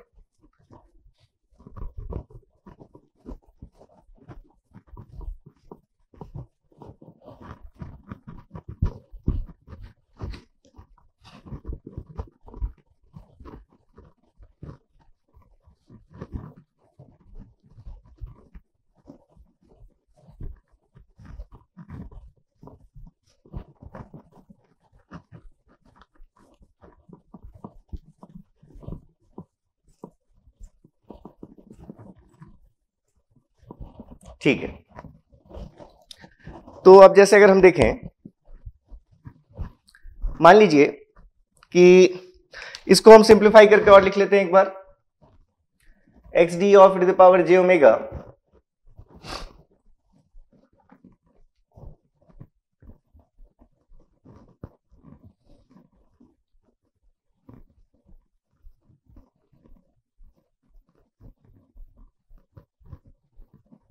ऐसे लिख सकते हैं हम। दोनों में ये टी का टर्म आपका कॉमन है, तो ये आपके पास टर्म्स आ गए। अब देखिए इसको हम समझ कैसे सकते हैं। मान लिया हमने कि हमारे पास xp ऑफ t का ट्रांसफॉर्म है, it is xc of t का, जो हम कंटिन्यूअस टाइम सिग्नल अप्लाई कर रहे हैं, जिसकी हमने सैंपलिंग की है। तो सैंपलिंग से पहले जो सिग्नल है हमारा ओरिजिनल कंटिन्यूअस टाइम सिग्नल, ये अगर उसका ट्रांसफॉर्म है, मान लीजिए हम इसको बैंड लिमिटेड मान लेते हैं कि ये माइनस ओमेगा एम से प्लस ओमेगा एम के बीच में इसका ट्रांसफॉर्म एग्जिस्ट करता है। तो अगर आप सैंपलिंग करेंगे तो सैंपलिंग का क्या इफेक्ट होता है? Sampling in time domain results in periodicity in frequency domain. ये चीज आपको पता है कि अगर हम इसको इंपल्स ट्रेन से हमने सैंपल कर दिया तो यही स्पेक्ट्रम अब हर ओमेगा एस फ्रीक्वेंसी के बाद अपने आप को रिपीट करेगा। ये चीज हमें पता है। तो अगर हमने इसकी सैंपलिंग कर दी तो सैंपलिंग के बाद जो हमारा सिग्नल था वो था xp ऑफ t, तो उसका जो ट्रांसफॉर्म है वो ट्रांसफॉर्म है हमारा xp ऑफ j ओमेगा। कैसा दिखेगा ये transform with respect to omega? यही चीज अब हमारी पीरियोडिक हो गई। ये हमारी चीज ऐसी पीरियोडिक है from minus infinity to plus infinity. अगर यहां वैल्यूज 1 थी तो अब इन सब के लिए जो वैल्यू होगी वो क्या होगी? 1/t। ये minus omega m to plus omega m, और ये पॉइंट जहां पर ये अगली पल्स सेंटर्ड होगी ये पॉइंट होगा ओमेगा एस, जिस ओमेगा एस को हम और क्या कह सकते हैं? 2π/t कह सकते हैं। ठीक है ये चीज। तो अगर आपने xc ऑफ t का ट्रांसफॉर्म आपको पता था, आपने सैंपलिंग की है, अगर किस इंटरवल के सैंपलिंग जो आपने इंपल्स ट्रेन लिया, अगर उसका जो पीरियोडिसिटी थी उसकी अगर वो t से पीरियोडिक था, तो अगर आपने सैंपलिंग यूज किया है हैविंग इंटरवल t, तो उस केस में आप इसके करस्पॉन्डिंग सैंपलिंग फ्रीक्वेंसी अगर ओमेगा एस है तो आपने देखा कि ये चीज हमारी अब रिपीटेड हो गई minus infinity to plus infinity. हर ओमेगा एस फ्रीक्वेंसी के बाद ये चीज अपने आप को रिपीट करेगी। यहां पर ये फ्रीक्वेंसी हमारी minus omega S and so on. अब यहां से अब हम इस इक्वेशन को अगर देखें xp ऑफ j ओमेगा हमें ये पता चल गया, तो xp ऑफ j ओमेगा से xd of e to the power j omega कैसे मिलेगा? कंटिन्यूअस का ट्रांसफॉर्म अगर आपके पास है तो वहां से आपको डिस्क्रीट का ट्रांसफॉर्म कैसे मिलेगा? तो आपको क्या करना है उसके लिए, जो भी हमारे पास कंटिन्यूअस का ट्रांसफॉर्म है xp ऑफ t का ट्रांसफॉर्म, उसमें ओमेगा को ओमेगा अपॉन t से कैपिटल ओमेगा अपॉन t से रिप्लेस करना। मान लीजिए कि ये जो ओमेगा के रिस्पेक्ट में है अभी ये हमें दिख रहा है ये ओमेगा के रिस्पेक्ट में, ठीक है, स्मॉल ओमेगा के रिस्पेक्ट में। तो हमने कहा xp ऑफ j ओमेगा। अगर हम यहां पर लिखना चाहते हैं xp ऑफ j ओमेगा, तो सिंपली इस एक्सिस में अगर हमने यहां ओमेगा को कैपिटल ओमेगा से चेंज किया तो इसको भी हम क्या करते? कैपिटल ओमेगा से चेंज कर देते। हमें चेंज किससे करना है? ओमेगा अपॉन टी से। जब आप ओमेगा अपॉन टी करेंगे, मतलब अगर मान लीजिए कि आपको एक्स ऑफ ओमेगा ये गिवन, मान लीजिए इसी के लिए it is not x C of t, it is x C of J omega. X C of T का ट्रांसफॉर्म है ये।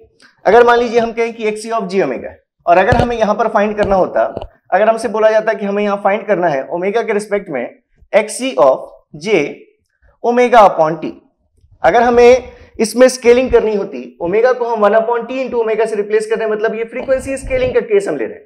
तो अगर हम 1 अपॉन टी से स्केल करेंगे तो जितने भी पॉइंट्स है वो टी से मल्टीप्लाइड हो जाएंगे। ये चीज समझ रहे हैं? अगर हम ओमेगा अपॉन टी करेंगे तो ये जो पॉइंट माइनस ओमेगा एम है, ये minus omega M into t हो जाएगा, क्योंकि जब भी आप x of alpha t find करते हैं जैसे, तो क्या होता है, जो भी हमारे सिग्नल है उसके हर पॉइंट को टाइम एक्सिस में आप क्या करते हैं, डिवाइड करते हैं अल्फा से। तो वही चीज बस अगर हम करें तो ये जो हम अगर फाइंड करते हैं X C of J omega upon T, तो ये पॉइंट होता है minus omega M into T, ये point plus omega M into T. बिल्कुल ऐसे ही, हमें इसकी जरूरत नहीं, बस हम समझने के लिए बात की हमने। तो अब हमें क्या करना है, ये हमारे पास एक्सपी ऑफ जे ओमेगा है, और इस एक्सपी ऑफ जे ओमेगा से हमें यहां पर फाइंड करना है अपने discrete time signal X D of N का transform with respect to omega. हमें फाइंड करना है x D of E to the power J omega, जो हमने लिखा है किसके बराबर होगा, इसी एक्सपी ऑफ जे ओमेगा के ही ट्रांसफॉर्म से मिल जाएगा।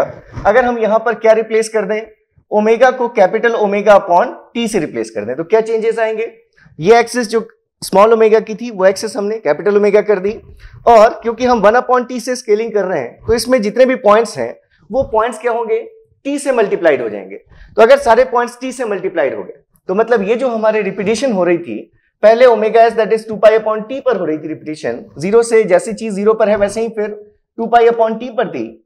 अगर इसको आपने टी से मल्टीप्लाई कर दिया तो अब ये पल्स कहां पर आएगी, कहां पर सेंटर्ड होगी, ये 2 पाई पर सेंटर्ड होगी। तो इसलिए अब आपको ऐसा ये स्पेक्ट्रम मिलेगा।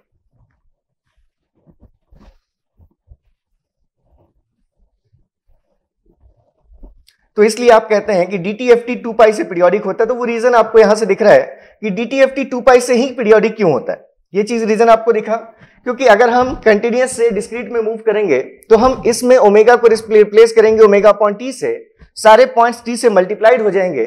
तो जो ये रिपीटिशन मिल रहा था हमें, जो 2 पाई अपॉन टी के बाद रिपीट हो रहा था, अगर आप इसको भी टी से मल्टीप्लाई करेंगे तो ये रिपीटिशन कहां हो रहा होगा, अब ये पॉइंट कितना होगी वैल्यू, ये 2 पाई, ये नेक्स्ट पॉइंट कहां पर आएगा 4 पाई, ये पॉइंट क्या है हमारा, ये 0, ये फिर पॉइंट क्या होगा हमारा -2 पाई एंड सो ऑन। तो ये चीज हम समझ रहे हैं। तो यहां से देखिए हमने क्या किया, it is -2 pi, -4 pi and so on. तो ये आपको discrete time signal X D of N का ट्रांसफॉर्म मिल गया, X D of E to the power J omega. कैसे फाइंड किया आपने, अगर आपके पास X C of T signal का आपके पास अगर स्पेक्ट्रम था, उस स्पेक्ट्रम को आपने सैंपलिंग किया तो वो स्पेक्ट्रम पीरियोडिक हो गया। फिर उस पीरियोडिक स्पेक्ट्रम में हमने फ्रीक्वेंसी स्केलिंग की, तो फ्रीक्वेंसी स्केलिंग के बाद हमें यह सिग्नल मिला x D of E to the power J omega. हमने फ्रीक्वेंसी स्केलिंग के लिए क्या किया, जितने भी इस फ्रीक्वेंसी एक्सिस पर पॉइंट्स थे उन सभी पॉइंट्स को हमने टी से मल्टीप्लाई कर दिया। ये चीज समझ रहे हैं।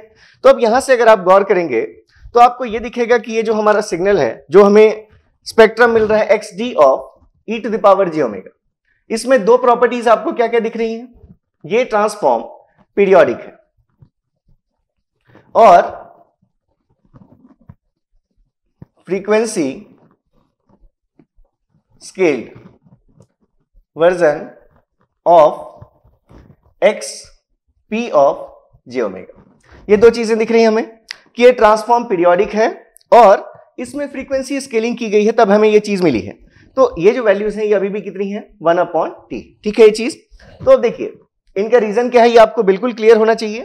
पीरियोडिक इसलिए है क्योंकि ये जो चीज हमें मिली है वो नेचर में अपने आप में कैसी थी, डिस्क्रीट थी। तो डिस्क्रीट का स्पेक्ट्रम तो हमेशा पीरियोडिक आएगा ही। और वो डिस्क्रीट कैसे बना था, क्यों हुआ वो सिग्नल हमारा डिस्क्रीट, क्योंकि आपने पहले उस पर अप्लाई किया सैम्पलिंग। तो आप लिख सकते हैं रीजन, इस x D of E to the power J omega के पीरियोडिक होने का reason due to sampling in step 1। सबसे पहला स्टेप हमारा सैंपलिंग का ही स्टेप था। उसके बाद फिर हमने सैंपल्ड जो भी हमारे पास सिंपल स्ट्रेन थे, जो t 2t 3t पर थे, उनको हमने t की जगह पर n लिया वेरिएबल, और t 2t 3t की जगह पर n = 1 2 3 पर हमने उनको लोकेट किया। तो ये हमने जो टाइम में नॉर्मलाइजेशन किया था, उस टाइम नॉर्मलाइजेशन का ये सेकंड इफेक्ट है कि यहां पर फ्रीक्वेंसी में स्केलिंग हो रही है। तो ये क्यों है? It is due to normalization of x p of t in time. हमने एक्सपी ऑफ टी की जो टाइम में नॉर्मलाइजेशन किया, उसकी वजह से हमारा यहां पर क्या हुआ, फ्रीक्वेंसी में स्केलिंग हुई। और ये चीज बिल्कुल क्लियर होनी चाहिए कि अगर हम टाइम में अगर आप देखें तो जहां वैल्यूज t, 2t, 3t पर थी, उन वैल्यूज को हमने 1, 2, 3 बना दिया। मतलब हमने वहां पर टाइम एक्सिस को डिवाइड किया t से। तो वहां अगर टाइम एक्सिस को डिवाइड किया t से, तो उसी के कॉन्सिक्वेंस में यहां पर जो फ्रीक्वेंसी एक्सिस है वो मल्टीप्लाई हुई किससे? उसी फैक्टर t से। तो ये चीजें आपको क्लियर हो रही हैं। तो यहां से अब तक हमने क्या देख लिया कि अगर हमारे पास कोई कंटिन्यूअस टाइम सिग्नल है, तो उस सिग्नल को हम सैंपलिंग के बाद एक हम कन्वर्ट करेंगे उन कंटिन्यूअस टाइम इंपल्सेस को डिस्क्रीट टाइम सीक्वेंसेस में, और उन कंटिन्यूअस टाइम जो हमारा सैंपल्ड जो आउटपुट था और जो डिस्क्रीट टाइम सिग्नल बनेगा, उन दोनों के फूरियर ट्रांसफॉर्म्स में क्या रिलेशन है वो हमने देख लिया। तो इसका कन्वर्स या आप कहें रिवर्स प्रोसीजर भी आपको बिल्कुल क्लियर होना चाहिए, क्योंकि अभी हमने जो डायग्राम बनाया है अपना, वो ब्लॉक डायग्राम ऐसा है। हमने पहले यहां से x of T continuous time signal apply किया, फिर हमने उसको पास किया यहां पर एक कन्वर्टर से। ठीक है, इसको अभी हम सिंपल कन्वर्टर लिख देते हैं। तो इस कन्वर्टर के बाद यहां पर ये कन्वर्ट हो गया XD ऑफ n में। यहां तक हमने देख लिया प्रोसीजर। इस XD ऑफ n के पहले एक टर्म क्या मिला था हमें? XP ऑफ t, क्योंकि इसमें दो चीजें थी, एक सैंपलर ब्लॉक था, तो सैंपलर के बाद का आउटपुट था हमारा XP ऑफ t, और उस पर टाइम नॉर्मलाइजेशन के बाद आपको ये सिग्नल मिला XD ऑफ n, जो आपने कहा कि किसके बराबर है? XC ऑफ t की ही वैल्यू, लेकिन कहां पर? At t is equals to NT पर। यहां तक हमने देख लिया। अब इसके बाद आप इसको एक डिजिटल सिग्नल प्रोसेसर से पास करेंगे। यहां पर आपका क्या है block? Digital discrete time signal processor. इससे पास करने के बाद ये जो भी ऑपरेशन परफॉर्म करेगा इस XD ऑफ n पर, वो डिपेंड करता है आपकी रिक्वायरमेंट क्या है। क्योंकि हमने बात की कि इसी ब्लॉक को यूज करने के लिए हम इतनी चीजें कर रहे हैं कि जो हमें ऑपरेशन XC ऑफ t पर परफॉर्म करना था, अगर कंटिन्यूअस टाइम सिग्नल पर करते तो हमारे लिए वो चीज बहुत प्रॉब्लमेटिक होती। हमने अगर उसको डिस्क्रीट में कन्वर्ट कर लिया, तो अब यूजिंग सिंपल एल्गोरिथम्स हम उस पर वो ऑपरेशन परफॉर्म कर पाएंगे। तो इस पर वो ऑपरेशन परफॉर्म करके अगर हमने सिग्नल जनरेट कर लिया YD ऑफ n, अब इस YD ऑफ n सिग्नल का हमें मेन तो प्रोसीजर यही करना था कि हमें ये YD of n signal find करना था, लेकिन हमें जो सिग्नल चाहिए था वो फिर से कंटिन्यूअस टाइम सिग्नल चाहिए। लेकिन अभी ये सिग्नल कैसा है? डिस्क्रीट है, तो वापस इसको क्या करना पड़ेगा? कंटिन्यूअस में कन्वर्ट करना पड़ेगा। तो जो नेक्स्ट ब्लॉक आपने लिखा है, वो नेक्स्ट ब्लॉक आपने लिखा है कन्वर्जन फ्रॉम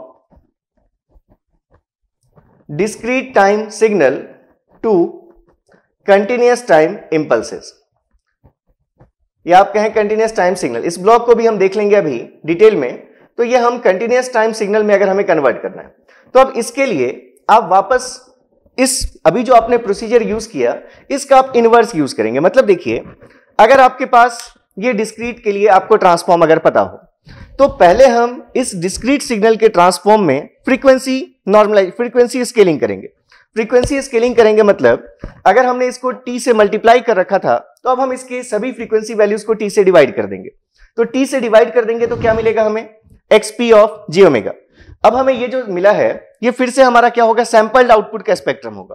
तो अब इसमें से भी अगर हम इसका सिर्फ एक पीरियड ले लें, तो हम कह सकते हैं कि हमारे पास क्या आ गया? Finally XC of j omega आ गया। तो बस यही इसका इनवर्स प्रोसीजर यहां पर फॉलो करना हमें। आप यहां पर ये चीज लिख सकते हैं कि in overall system after processing through, और कहें आप passing through discrete time signal processor, XD of n is converted, XD of n is converted into YD of n, and by following the reverse procedure of block 1। ये जो block 1 अभी जो हमने ये पूरा प्रोसीजर डिस्कस किया, उस पूरे को हम ब्लॉक 1 अगर कह दें, तो जो ब्लॉक 1 में आपने प्रोसीजर लिया था उसका रिवर्स प्रोसीजर आप फॉलो करेंगे। Following this reverse procedure, this discrete time signal discrete time signal yd of n is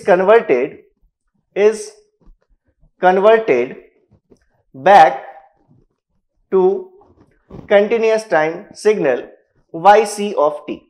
अब यहां पर भी देखिए फिर से, अब हम इसका एक डिटेल ब्लॉक डायग्राम स्ट्रक्चर अगर हम यहां पर देखें तो अब उस स्ट्रक्चर को हम बना लेते हैं यहां पर। अब हमें इसकी जरूरत नहीं है, ये हमने देख लिया कि हम किस चीज की बात कर रहे हैं।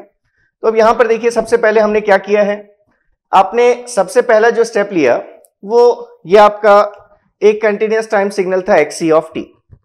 आपने इस सिग्नल को लिया, आपने इस सिग्नल की सैंपलिंग कर दी, मतलब इस सिग्नल को आपने एक पीरियोडिक इंपल्स ट्रेन pt से मल्टीप्लाई कर दिया, तब यहां पर आपका सिग्नल जनरेट हुआ xp ऑफ t। अब इस xp ऑफ t सिग्नल को आपने पास किया किससे, एक ब्लॉक से जो आप क्यों यूज कर रहे थे, conversion of continuous time impulse train into discrete time sequence. तो ये हमारा पहला ब्लॉक था, इन दोनों का कॉम्बिनेशन। अब इसके बाद जो आउटपुट आया इसको आपने नाम दिया xd ऑफ n, जिसको हमने कहा ये क्या है, xc ऑफ t की ही वैल्यू है, लेकिन कहां पर, at t equals to nt पर हमारी ये वैल्यू है। अब हमने कहा कि इस सिग्नल को हम पास करेंगे अपने डिजिटल सिग्नल प्रोसेसर से। तो मान लीजिए डिस्क्रीट टाइम सिग्नल प्रोसेसर जो है हमारा, अगर हम कहें कि इसके लिए अगर हम नाम दे देते हैं कि इसका जो फ्रीक्वेंसी रिस्पॉन्स है, क्योंकि ये डिस्क्रीट टाइम अगर है तो इसको मान लेते हैं it is hd of e to the power j omega, इसका फ्रीक्वेंसी रिस्पॉन्स है। ठीक है, इससे हमने पास कर दिया। यहां पर जो सिग्नल मिला आउटपुट में, वो सिग्नल क्या मिला हमें, y ऑफ n सिग्नल मिला। तो अब y ऑफ n जो हमारा सिग्नल है, यह हमने जिसको yd ऑफ n नाम दिया है, तो इस ydn को फिर से हमें कन्वर्ट करना है किसमें, कंटिन्यूअस टाइम सिग्नल में। तो उस कंटिन्यूअस टाइम सिग्नल में कन्वर्ट करने के लिए क्या करेंगे आप, फिर से ये जो ब्लॉक आपने लिया था इसका इनवर्स प्रोसीजर आपको फॉलो करना है। तो इसलिए इसके बाद का जो ब्लॉक आएगा वो ब्लॉक हम यहां शो कर लेते हैं, इट इज कन्वर्जन फ्रॉम आप कहें discrete time sequence to continuous time impulses, continuous time impulse train. अब यहां पर अगर आपने कन्वर्ट किया और फाइनली अगर आपको इस आउटपुट के बाद यहां का जो आउटपुट मिलेगा, अगर उससे आपको अपना कंटिन्यूअस टाइम सिग्नल चाहिए, तो जैसे ये yd ऑफ n है, इस yd ऑफ n से आपने यहां पर फाइनली जनरेट कर लिया, it is what, yc of t। ये आपने कन्वर्ट किया, सॉरी इट इज, ये हमने अभी कन्वर्ट किया है, it is yp of t। और इस yp ऑफ t को जब हम पास कर देंगे एक लो पास फिल्टर से, अगर आप इसको एक लो पास फिल्टर से पास करेंगे तो फाइनली आपको सिर्फ एक ही स्पेक्ट्रम मिलेगा, क्योंकि अभी तक हमने देखा है कि यहां जो आपको चीज मिलेगी वो जो आपका सिग्नल yt होगा उसका स्पेक्ट्रम पीरियोडिकली रिपीटेड होगा, लेकिन आपको सिर्फ yt अगर चाहिए कंटिन्यूअस टाइम सिग्नल, तो वो yc ऑफ t आपको कंटिन्यूअस टाइम सिग्नल कैसे मिलेगा, जब यहां जो आउटपुट आपको मिला है कन्वर्ट जब आपने कर लिया है कंटिन्यूअस टाइम इंपल्सेस से, कंटिन्यूअस टाइम सिग्नल से डिस्क्रीट टाइम सिग्नल से कंटिन्यूअस टाइम इंपल्सेस में, तब अगर आप उसको एक लो पास फिल्टर से पास करेंगे तो फाइनली आपको क्या मिलेगा, अपना कंटिन्यूअस टाइम सिग्नल मिलेगा yc ऑफ t। तो ये चीजें यहां तक हमने देख ली, इसका प्रोसीजर देख लिया इन दोनों ब्लॉक्स का, इसको अभी हमने नहीं देखा है। लेकिन इसके बाद जो आउटपुट है हमारा yd ऑफ n, उसको वापस अगर हमें कन्वर्ट करना है कंटिन्यूअस टाइम में, तो कैसे कन्वर्ट करेंगे हम, हमें इसका स्पेक्ट्रम पता होगा, उस स्पेक्ट्रम में हम फ्रीक्वेंसी स्केलिंग करेंगे और उस फ्रीक्वेंसी स्केलिंग के बाद हमारा कन्वर्ट होगा डिस्क्रीट टाइम जो सीक्वेंस था वो कंटिन्यूअस टाइम इंपल्स ट्रेन में, और उसको पास करेंगे लो पास फिल्टर से, तो हमें क्या मिल जाएगा, final output yc of t मिल जाएगा। तो अब इस चीज को देख लेते, थोड़ा स्पेस बना ले हम। तो अभी हमने ये डिस्कस कर लिया कि अगर हमारे पास discrete time output yd of n आ जाए सिस्टम का, तो उसको आप पहले पास करेंगे conversion from discrete time sequence to continuous time impulse train, और यहां से फिर आपको ये वैल्यू मिलेगी yp ऑफ t, और फिर अगर आप इसको पास करेंगे एक लो पास फिल्टर से, यहां पर अगर आपने इसको पास किया एक लो पास फिल्टर से, तो फाइनली यहां पर आपको yc ऑफ t ये आपको सिग्नल मिल जाएगा। ठीक है, तो ये चीज हमने देख ली, और हमने अभी ये जो ब्लॉक डायग्राम देख लिया इसको भी ठीक है एक बार फिर से बना लेते हैं। दैट इज, ये हमारे पास हमने पहले सैंपलिंग की है x ऑफ t की, ये हमारे पास सिग्नल है x ऑफ t। उसके बाद फिर हमने इसको फिर से हमने एक कन्वर्टर ब्लॉक लिया है। अब हम सिंपली यहाँ कन्वर्टर लिख लेते हैं, आपको पता है ये conversion continuous time impulse train को डिस्क्रीट टाइम सीक्वेंस में चेंज कर रहा है। ठीक है, इसके बाद ये हमारा यहां पर सिस्टम लगा हुआ है, ये हमारा सिस्टम है जिसके लिए हमने कहा कि ट्रांसफर फंक्शन है इसका h D of E to the power J omega. Inputs देखिए यहां पर एक्स टी आपने जब सैंपल कर दिया तो यहां पर आपने उसको नाम दिया एक्स पी ऑफ टी, और कन्वर्टर के बाद आपने नाम दिया एक्स डी ऑफ एन, जो किसके बराबर है, it is x C of N t के बराबर है। ये चीजें हमने देख ली। इसके बाद जो आउटपुट आया, अगर इस आउटपुट को आप नाम दे रहे हैं वाई डी ऑफ एन, हमने अगर हम देखें तो इस वाई डी ऑफ एन के लिए भी आप कह सकते हैं कि it is equals to y c of जो कंटिन्यूअस टाइम सिग्नल आने वाला है उस वाई सी ऑफ एन की वैल्यू है वाई सी ऑफ टी की value at t is equals to n T. और इसके लिए ट्रांसफॉर्म को अगर हम कहें कि इसका ट्रांसफॉर्म है Y D of E to the power J omega. इस एक्स ऑफ टी के लिए जिसको हमने x C of T actually लिया था इसको, तो एक्स सी ऑफ टी का transform X C of J omega, P of T का transform X P of J omega, ये सभी कंटिन्यूअस टाइम सिग्नल्स हैं। एक्स डी ऑफ एन का transform X D of E to the power J omega. System से पास किया output है Y D of n, इसका transform y D of E to the power J omega. फिर यहां पर आपने इसको पास किया किससे, एक कन्वर्टर से। अब यहां पर कन्वर्टर क्या करेगा, डिस्क्रीट टाइम सीक्वेंस को कंटिन्यूअस टाइम इंपल्स ट्रेन में कन्वर्ट करेगा। और फाइनली जब इस आउटपुट को यहां पर आपने नाम दिया कि यहां पर जो आपको आउटपुट मिलेगा उसको हम नाम देंगे वाई पी ऑफ टी, तो ये जो हमारे पास वैल्यू है that is y P of t. इस वाई पी ऑफ टी को जब हम लो पास फिल्टर से पास करेंगे, यहां से अगर हमने इसको एक लो पास फिल्टर से पास किया तो यहां हमारा फाइनली जो आउटपुट आएगा वो हमारा कंटिन्यूअस टाइम सिग्नल होगा actual y c of T.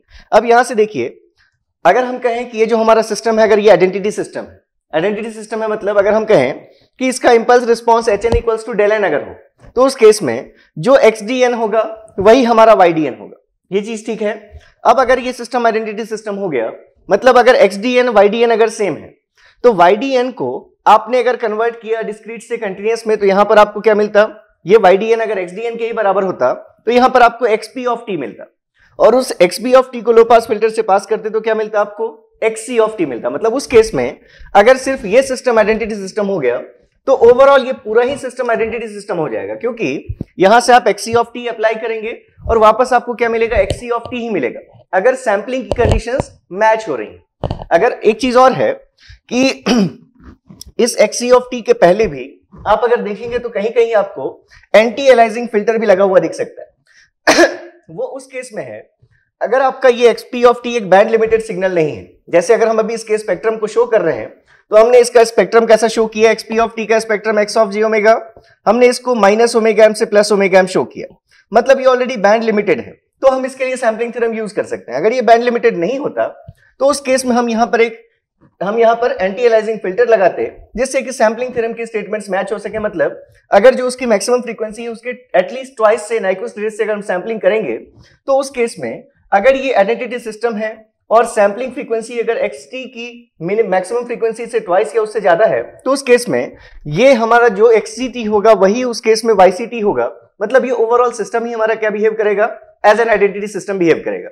तो अब हम ये देखते हैं कि जैसे हमने ये चीज देख लिया कि एक्सपी ऑफ टी से जब हम एक्सडी ऑफ एन कन्वर्ट करते हैं तो कैसे इस एक्सपी ऑफ टी के ट्रांसफॉर्म से हम इस एक्सडी ऑफ एन का ट्रांसफॉर्म फाइंड कर सकते हैं। तो उसका इनवर्स अब हमें देखना है कि अगर यहां तक हम आ गए, अगर हमारे पास डिस्क्रीट टाइम सिग्नल वाईडीएन का ट्रांसफॉर्म आ गया तो उस वाईडीएन के ट्रांसफॉर्म से कैसे हम अपने continuous time signal YC of T का ट्रांसफॉर्म फाइंड कर सकते हैं। अब वो हमारा पर्पस है।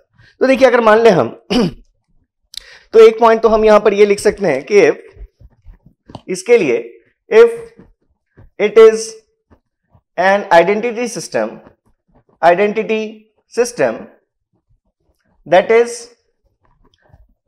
if yd of n equals to xd of n, then overall system will behave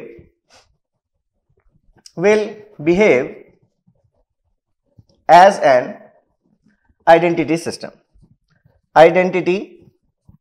system।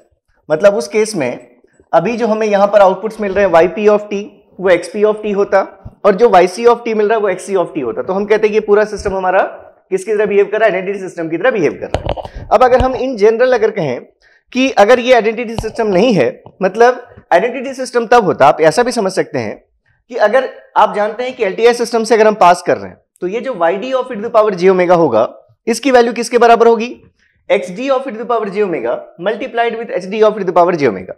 अगर ये hd ऑफ j ओमेगा की वैल्यू 1 हो जाए इस पूरे इंटरवल में, जब तक xd of e to the power j omega exist कर रहा है, तो दिस मल्टीप्लाइड विद 1 आपको यही चीज मिलेगी। तो अब हम ऐसा नहीं मानते, हम एक जनरल केस मान लेते हैं। मान लीजिए अब यहां से आप उसका इनवर्स प्रोसीजर देखिए कि कैसे हम अगर यहां तक आ गए, अगर हमारे पास yd of e to the power j omega आ गया, तो कैसे उस स्पेक्ट्रम से हम डिस्क्रीट से कंटिन्यूअस में कन्वर्जन करेंगे, वो अब वो चीज हमारे लिए इंपॉर्टेंट है। तो देखिए सबसे पहले अगर हम देखें, मान लीजिए कि ये आपका xc ऑफ j ओमेगा, ठीक है, माइनस ओमेगा एम से plus omega m with respect to omega. यहां से आपने देखा कि हम क्या फाइंड कर सकते हैं, हम यहां से फाइंड कर सकते हैं xp ऑफ j ओमेगा, ठीक है, ये चीज हम फाइंड कर सकते हैं xp ऑफ j ओमेगा। ये xp ऑफ j ओमेगा क्या होगा, इसी का पीरियोडिक रिपीटिशन होगा, ठीक है, ये हमारा इसी का पीरियोडिक रिपीटिशन हमने ड्रॉ किया। और फिर हमने देखा ये अगर ओमेगा के रिस्पेक्ट में देख रहे हैं तो ये पॉइंट्स हमारे माइनस ओमेगा एम, ये पॉइंट्स प्लस ओमेगा एम, इसको आप माइनस ओमेगा एस बाई 2 भी लिख सकते थे। नाइक्विस्ट सैंपलिंग रेट अगर आप एज्यूम करते तो इस पॉइंट को हम सैंपलिंग फ्रीक्वेंसी डिवाइडेड बाई 2 लिख सकते थे, मतलब माइनस ओमेगा एस बाई 2 से प्लस ओमेगा एस बाई 2 भी लिख सकते थे। और ये जहां पर नेक्स्ट प्लस सेंटर्ड होगी, आपने लिखा था ये वैल्यू कितनी होगी 2 पाई अपॉन टी, जिसको आपने क्या कहा किसके बराबर है, ये ओमेगा एस के बराबर है। तो ये एक्सपी ऑफ जे ओमेगा, ठीक है ये चीज। और आपने इससे जब कन्वर्ट किया xd of e to the power j omega में, तो आपने इससे कन्वर्ट किया xd of e to the power j omega में, तो आपने क्या बनाया, ये आपने लिया xd of e to the power j omega. ऐसी ही चीज थी, अगर ये वैल्यूज हमारी 1 बाई टी थी, ये वैल्यूज हमारी 1 थी, तो हमें यहां पर भी 1 बाई टी के साथ ये हमें स्पेक्ट्रम मिला। लेकिन हमने देखा कि ये चीज अब 2 पाई अपॉन टी से रिपीट नहीं होगी, ये 2 पाई से रिपीट होगी। और इसलिए जो ये वैल्यूज हैं, अगर पहले ये वैल्यू ओमेगा एम थी, तो अब आपने सब में टी से मल्टीप्लाई किया, मतलब ये जो पॉइंट्स थे आपके, ये omega M into t minus और ये plus omega M into T, ये ठीक है। ऐसा ही हमारा यहां पर एक और स्पेक्ट्रम होगा एंड सो ऑन। तो ये जो पॉइंट्स हैं ये आपके क्या हैं, माइनस 2 पाई का पॉइंट, ठीक है ये चीज। और अगर हम इसके लिए एम्पलीट्यूड शो करें तो ये एम्पलीट्यूड हमारा 1 अपॉन टी है। ये अभी हमने ओमेगा के रिस्पेक्ट में देखा, ये हम किसके रिस्पेक्ट में देख रहे हैं, ओमेगा के रिस्पेक्ट में हम ये चीज देख रहे हैं, ठीक है ये चीज। अब यहां से हम इस चीज को पास कर रहे हैं, देखिए यहां से हमारा जो ये आउटपुट आएगा yd of e to the power j omega, अगर हम यहां से देखें तो आप इसको लिख सकते थे कि yd of e to the power j omega is equals to xd of e to the power j omega multiplied with hd of e to the power j omega. ये समझ रहे हैं। तो अब यहां से देखिए, हम ये बात कर रहे थे कि अगर ये 1 होता तब तो बहुत सिंपल था, हमारा पूरा सिस्टम आइडेंटिटी सिस्टम की तरह बिहेव करता।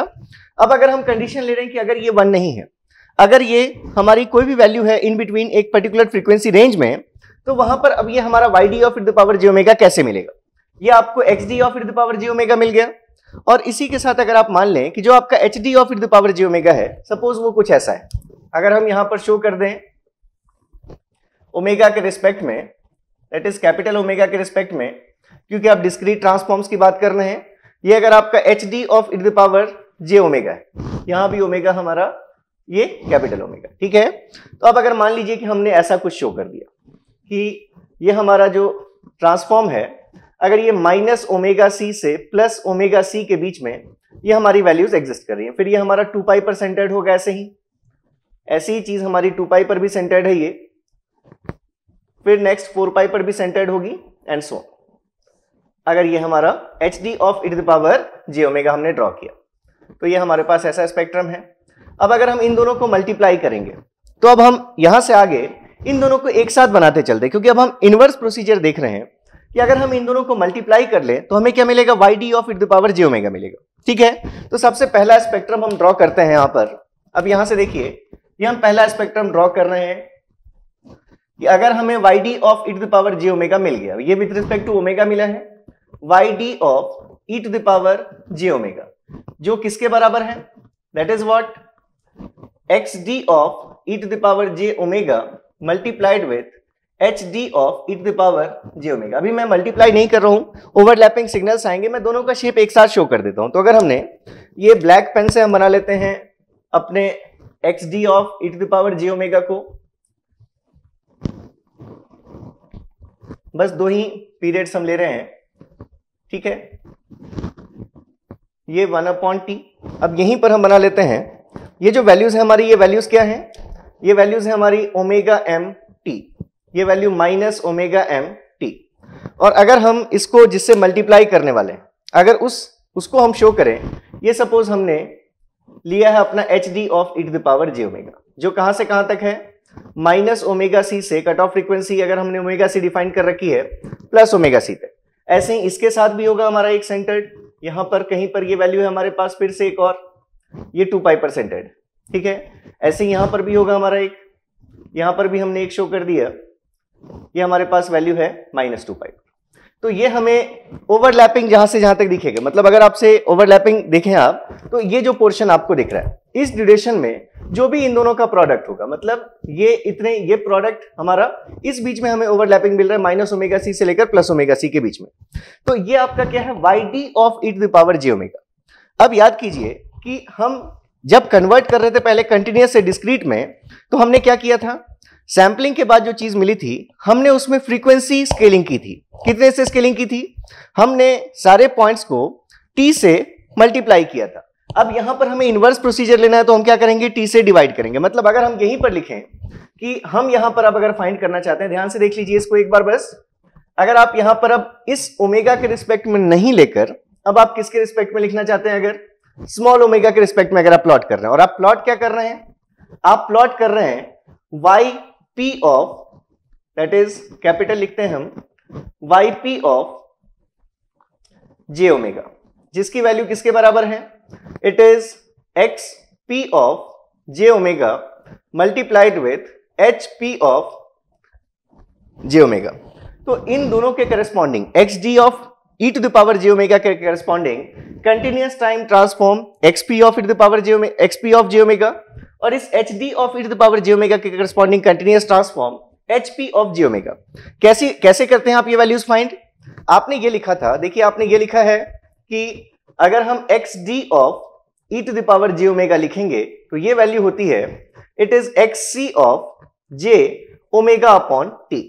आप यहीं से अगर चाहें तो ऐसा भी लिख सकते हैं कि एक्स सी ऑफ, आप यहीं से अगर देखें, इट इज कैपिटल ओमेगा, ये हमने देखा था, इसको हम ऐसे लिख सकते थे।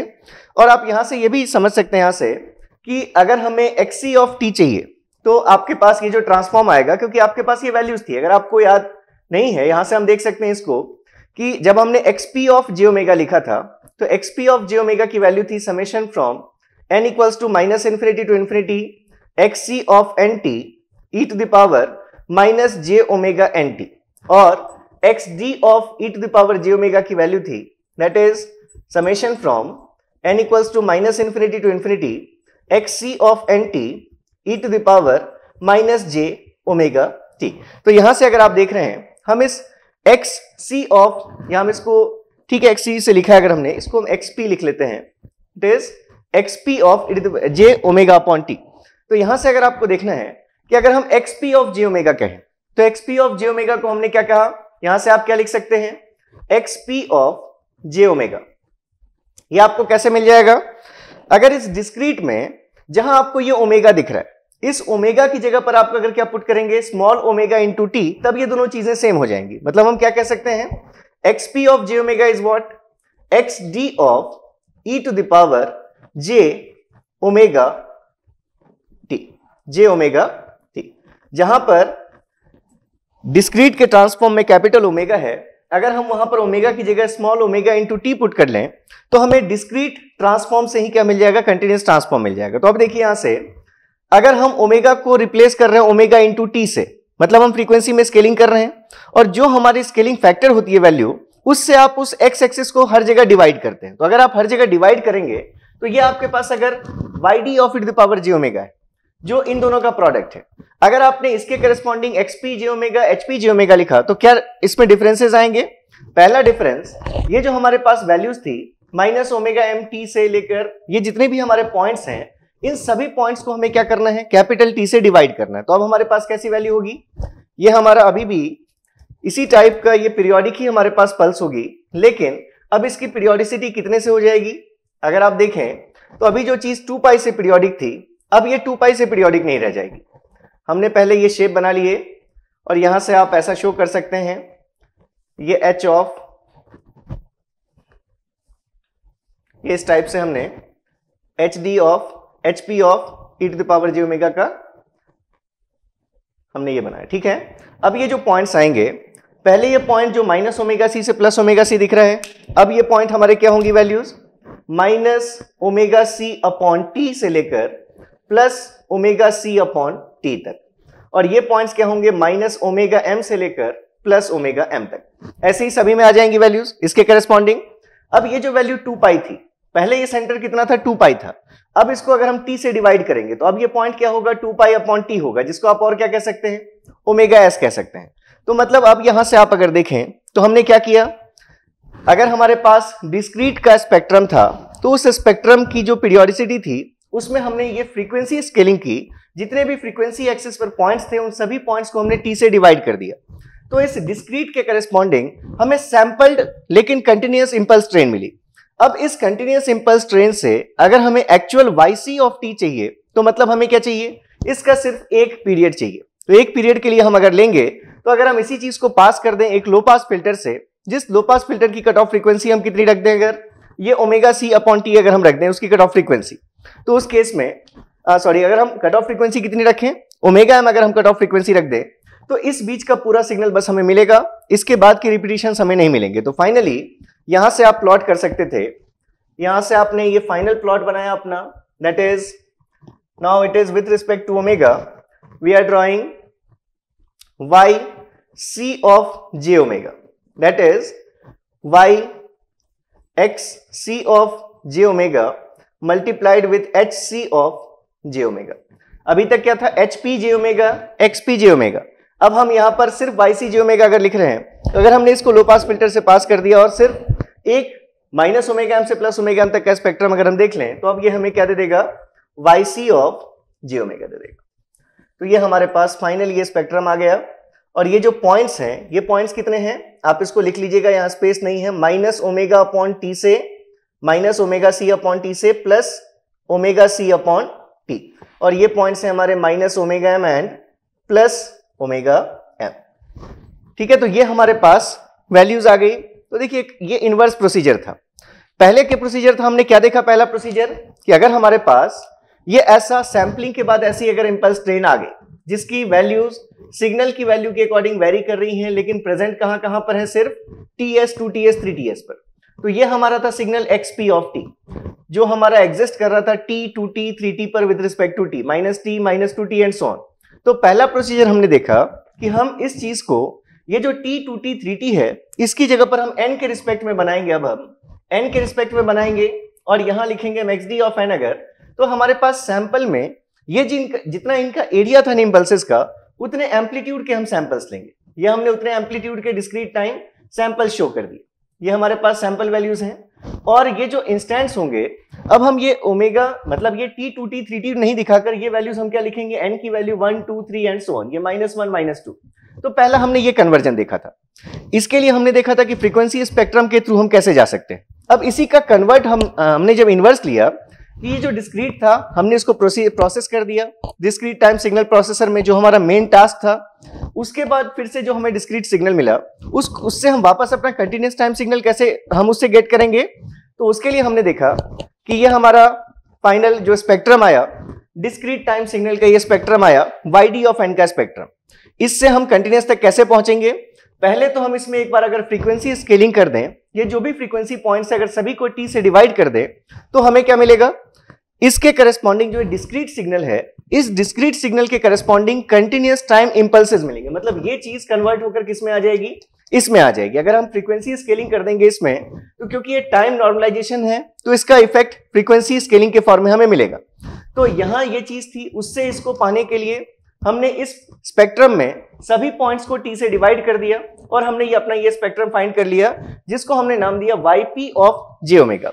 अब ये yp ऑफ j ओमेगा से actual signal, continuous time signal yc of t कैसे मिलेगा, तो हमने इसको एक लो पास फिल्टर से पास कर दिया, जिसके लिए हमने cut off frequency omega M ली, तो हमारे पास ये स्पेक्ट्रम आ गया जो हमें yc ऑफ j ओमेगा दे रहा है। तो अब यहां से देखिए, अगर हम लिख रहे हैं yc of j omega is equals to xc of j omega into hc of j omega. अब अगर आप ध्यान से देखें तो yc ऑफ t, इसका ट्रांसफॉर्म आपने मेंशन किया है yc ऑफ j ओमेगा से, ठीक है। और ये जो आपका इनपुट था xc ऑफ t, इसका ट्रांसफॉर्म आपने मेंशन किया xc ऑफ j ओमेगा से। तो ये अल्टीमेट इनपुट और ये आपका फाइनल आउटपुट, इन दोनों के बीच का रिलेशन क्या लिखा आपने? इन दोनों के बीच का रिलेशन आपने ये लिखा कि yc of j omega is equals to xc of j omega multiplied with hc of j omega. तो अगर किसी सिस्टम में आप आउटपुट के ट्रांसफॉर्म को इनपुट का transform into some frequency domain function अगर आप लिख पा रहे हैं, इसका मतलब आप कह सकते हैं कि ये जो सिस्टम था जिसको हमने पहले क्या कहा कि ये कंटिन्यूअस टाइम सिस्टम है। क्यों है कंटिन्यूअस टाइम सिस्टम? क्योंकि इनपुट भी कंटिन्यूअस टाइम सिग्नल है, आउटपुट भी कंटिन्यूअस टाइम सिग्नल है। तो अभी तक हमें यह पता था कि ये एक कंटिन्यूअस टाइम सिस्टम की तरह बिहेव कर रहा है। अब हमें यह पता चल गया कि अगर हम इसके आउटपुट के ट्रांसफॉर्म को इस फॉर्म में लिख पा रहे हैं, मतलब हम कह सकते हैं कि ये ओवरऑल सिस्टम इक्विवेलेंट है एक कंटिन्यूअस टाइम LTI सिस्टम के, जिसके लिए ये हमारा क्या है, फ्रीक्वेंसी रिस्पॉन्स है। अगर हम इस पूरी चीज को एक सिस्टम मान लेते हैं LTI सिस्टम, जिसके लिए हम कहते हैं कि उसका transfer function hc of j omega है, तो अगर ट्रांसफर फंक्शन को इनपुट के ट्रांसफॉर्म से मल्टीप्लाई कर रहा है तो हमें आउटपुट मिल रहा है, तो डेफिनेटली हम कह सकते हैं कि ये जो हमारा सिस्टम है ये किसकी तरह बिहेव कर रहा है, एक LTI सिस्टम की तरह बिहेव कर रहा है। अब यहां पर थोड़ा सा आपको कंफ्यूजन हो सकता है, मतलब अगर आप सोचेंगे तो आपको ऐसा लगेगा कि जब हम ये प्रोसीजर फॉलो कर रहे हैं, अगर हम इंपल्स ट्रेन से मल्टीप्लाई कर रहे हैं सिग्नल को, तो ये सिस्टम टाइम इनवेरिएंट कैसे हो सकता है?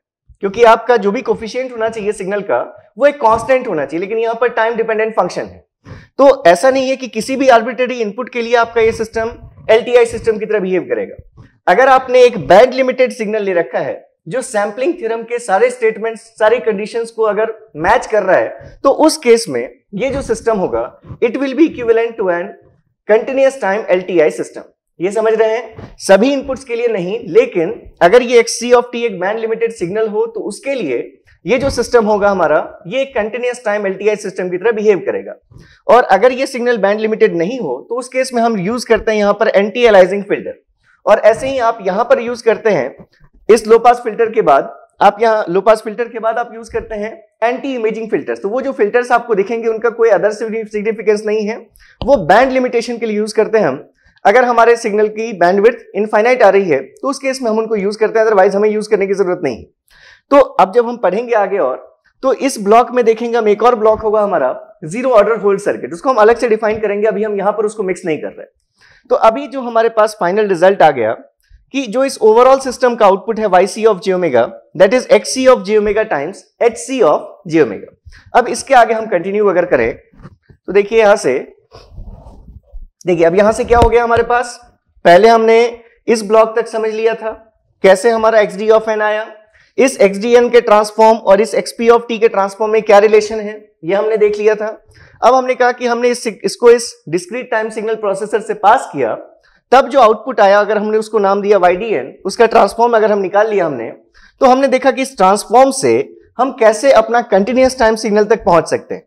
क्या पहली कंडीशन आपने क्या की, इस ट्रांसफॉर्म की पहले आपने फ्रीक्वेंसी स्केलिंग की, सभी पॉइंट्स को t से डिवाइड कर दिया, तब जो स्पेक्ट्रम मिला उस स्पेक्ट्रम को लो पास फिल्टर से पास कर दिया, और सिर्फ जो आपका ओरिजिन पर सेंटर्ड आपका स्पेक्ट्रम था बस उतना सेंटर्ड आपको स्पेक्ट्रम मिला, और वही आपका एक्चुअल सिग्नल है yc ऑफ t। यहां तक हमने देख लिया। तो अब यहां से देखिए कि ये जो हम लिख रहे हैं सिस्टम के लिए hc ऑफ j ओमेगा, और यहां हमने क्या लिख रखा है hd of e to the power j omega. तो और इन दोनों के बीच में हमें रिलेशन देखना है कि hc ऑफ j ओमेगा, आप क्या कह रहे हैं कि जो ओवरऑल सिस्टम है, इस पूरे सिस्टम के लिए ट्रांसफर फंक्शन को हम नाम दे सकते हैं hc of j omega, imagining that this whole system is going to behave as a continuous time LTI system. तो अब इस ट्रांसफर फंक्शन और उस कंटिन्यूअस टाइम ट्रांसफर फंक्शन के बीच का हम रिलेशन देखते हैं। तो यहां से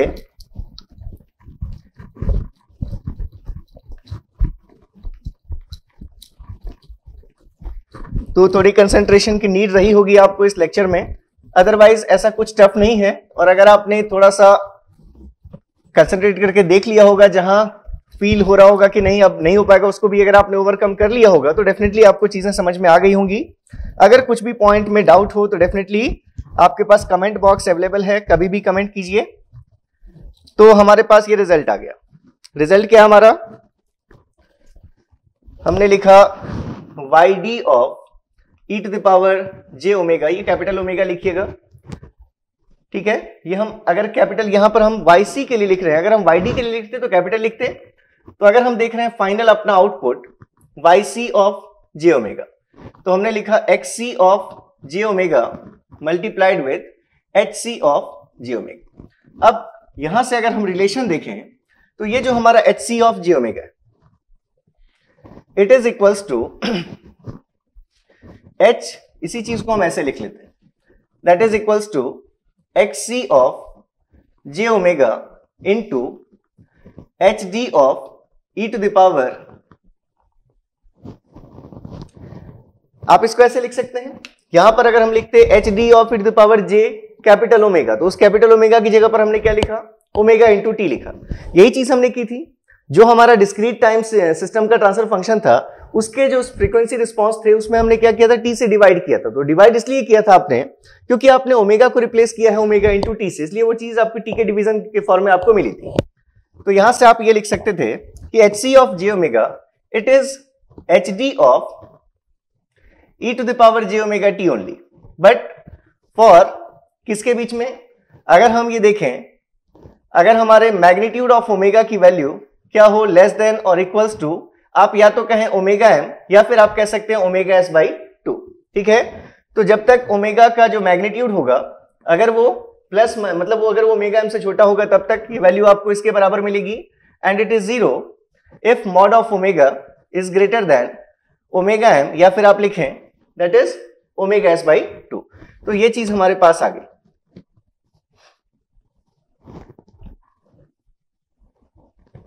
आप इसको ऐसे भी समझ सकते हैं कि अगर आपका ये HD of e to the power j omega था, जो हर 2 पाई के बाद रिपीट कर रहा था with respect to capital omega, ये आपका अगर HD of e to the power j omega था, j ओमेगा, और ये पॉइंट्स अगर माइनस ओमेगा c और ये पॉइंट प्लस ओमेगा c अगर थे, तो आपने जब इसको कन्वर्ट किया इट इज माइनस 2 पाई।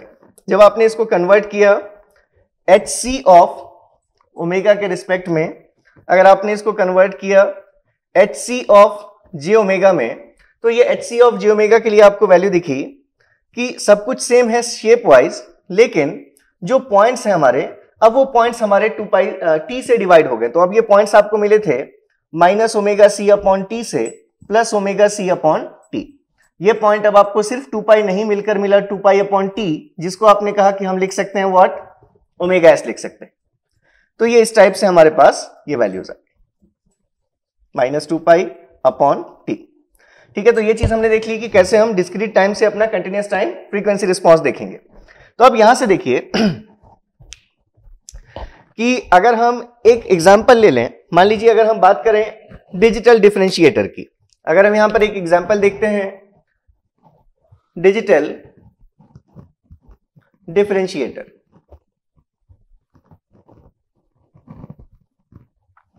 तो डिजिटल डिफरेंशिएटर अगर हमें डिजाइन करना हो, अगर हमें कंटिन्यूअस टाइम डिफरेंशिएटर से डिजिटल डिफरेंशिएटर डिजाइन करना है, तो फॉर कंटिन्यूअस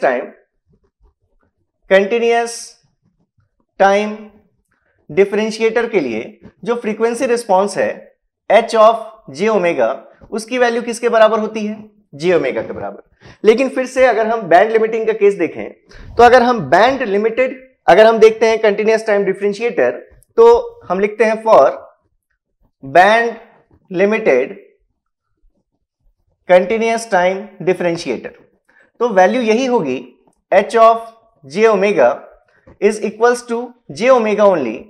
लेकिन हमेशा नहीं, ऐसा नहीं कि ओमेगा की माइनस इंफिनिटी से प्लस इंफिनिटी तक वैल्यू के लिए हमारी ये चीज सेटिस्फाई करेगी। अब क्योंकि हमने इसको बैंड में लिमिट कर दिया, तो अब ये जो चीज हमारी होगी it is equals to j omega only, but for magnitude of omega less than equals to pi, and it is 0 if magnitude of omega is greater than pi. अब यहां देखिए हमने जो ये पाई लिया है, हम ये मानकर ले रहे हैं कि जो कट ऑफ फ्रीक्वेंसी है इस डिफरेंशिएटर की, कट ऑफ फ्रीक्वेंसी, डिफरेंशिएटर मतलब हाई पास फिल्टर, अगर आप देखें तो लो पास फिल्टर, अगर आपका इंटीग्रेटर होता तो लो पास फिल्टर होता। अगर हम डिफरेंशिएटर की बात कर रहे हैं हाई पास फिल्टर के लिए अगर हम देख रहे हैं, that is J H of J omega is J omega for mod of omega less than pi. तो यहां से अगर आप देखेंगे इस चीज को हम ऐसे समझ सकते हैं कि थोड़ा सा हम स्पेस बना लें। अगर आप जो सैंपलिंग आपने की है, अगर वो ओमेगा एस आपके ट्वाइस ऑफ ओमेगा सी के बराबर, हम उस केस को लेकर अगर लिखेंगे तो हमारी ये वैल्यू हमने लिख रखी है पाई। तो यहां से हम वो चीज डिस्कस करेंगे अभी, और इसके बाद कुछ एग्जांपल्स हमें करने हैं, उसके बाद ये टॉपिक आपका कंप्लीट हो जाएगा। फिर इस टॉपिक पर हम कॉम्बैट में मिलेंगे और कॉम्बैट के एक क्वेश्चन को आप सॉल्व करेंगे। जो भी हमने यहां पर बेस डिस्कस किया है, चाहे वो थ्योरेटिकल कॉन्सेप्ट हो वो भी आ सकता है, और इस पर बेस्ड न्यूमेरिकल्स तो आ ही सकते हैं।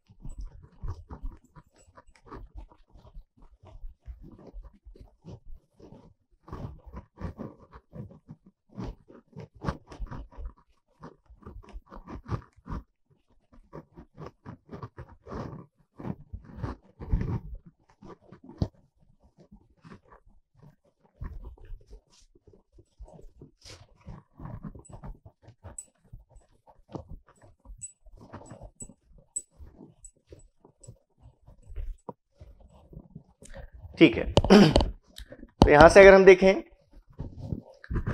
अगर हमने लिया H of J omega equals to J omega for magnitude of omega less than pi and it is 0 for magnitude of omega greater than pi. तो यहां से देखिए इसकी वैल्यू को हम ऐसे भी लिख सकते हैं कि इसका मैग्नीट्यूड अगर हम देखें एच ऑफ जे ओमेगा का magnitude, that will be magnitude of J omega, कहां से कहां तक, फॉर जब तक मैग्नीट्यूड ऑफ ओमेगा क्या हो, लेस देन पाई। मतलब आप लिख सकते थे कि एच ऑफ जे ओमेगा का जो मैग्नीट्यूड होगा that will be magnitude of omega. J तो हमने हटा दिया, मैग्नीट्यूड ऑफ ओमेगा, चाहे ओमेगा पॉजिटिव हो या नेगेटिव हो, वैल्यू हमें पॉजिटिव लेनी, for magnitude of omega less than pi and it is 0 if magnitude of omega greater than pi. तो मतलब अगर हम मैग्नीट्यूड रिस्पॉन्स देखते तो ये हमारा मैग्नीट्यूड रिस्पॉन्स होता, एच ऑफ जे ओमेगा के लिए ये हमारा मॉड ऑफ ओमेगा का ग्राफ हमने प्लॉट कर दिया, किस फ्रीक्वेंसी तक, कट ऑफ फ्रीक्वेंसी, ये जो हम लिख रहे हैं पाई, अभी हम इसको omega equals to omega c कर देते हैं, ठीक है, ये आपके समझने के लिए, बाद में ये चीज हम देखेंगे कि वैल्यू हमारी पाई आएगी। तो अगर हम यहां पर अभी इसको हम ओमेगा सी ले लेते हैं, कट ऑफ फ्रीक्वेंसी तक, जितने फ्रीक्वेंसी में हमने बैंड लिमिट कर रखा है, तो अगर आप माइनस ओमेगा सी से प्लस ओमेगा सी तक ही लेने वाले हैं, तो ये हमारे पास जो वैल्यूज आएंगी, ये वैल्यू भी कहां तक पहुंचेगी, ओमेगा सी तक पहुंचेगी, क्योंकि मॉड आपका स्लोप 1 है, तो ओमेगा सी डिस्टेंस अगर आप चलेंगे तो वैल्यू भी ओमेगा सी तक आएगी। ये आपका मैग्नीट्यूड रिस्पॉन्स है। और अगर हम यहीं पर देखते हैं इसका फेज रिस्पॉन्स, तो इसके लिए अगर हम लिख रहे हैं कि एच ऑफ जे ओमेगा ये वैल्यू है, तो यहां से आप phase angle of h of J omega क्या लिखते,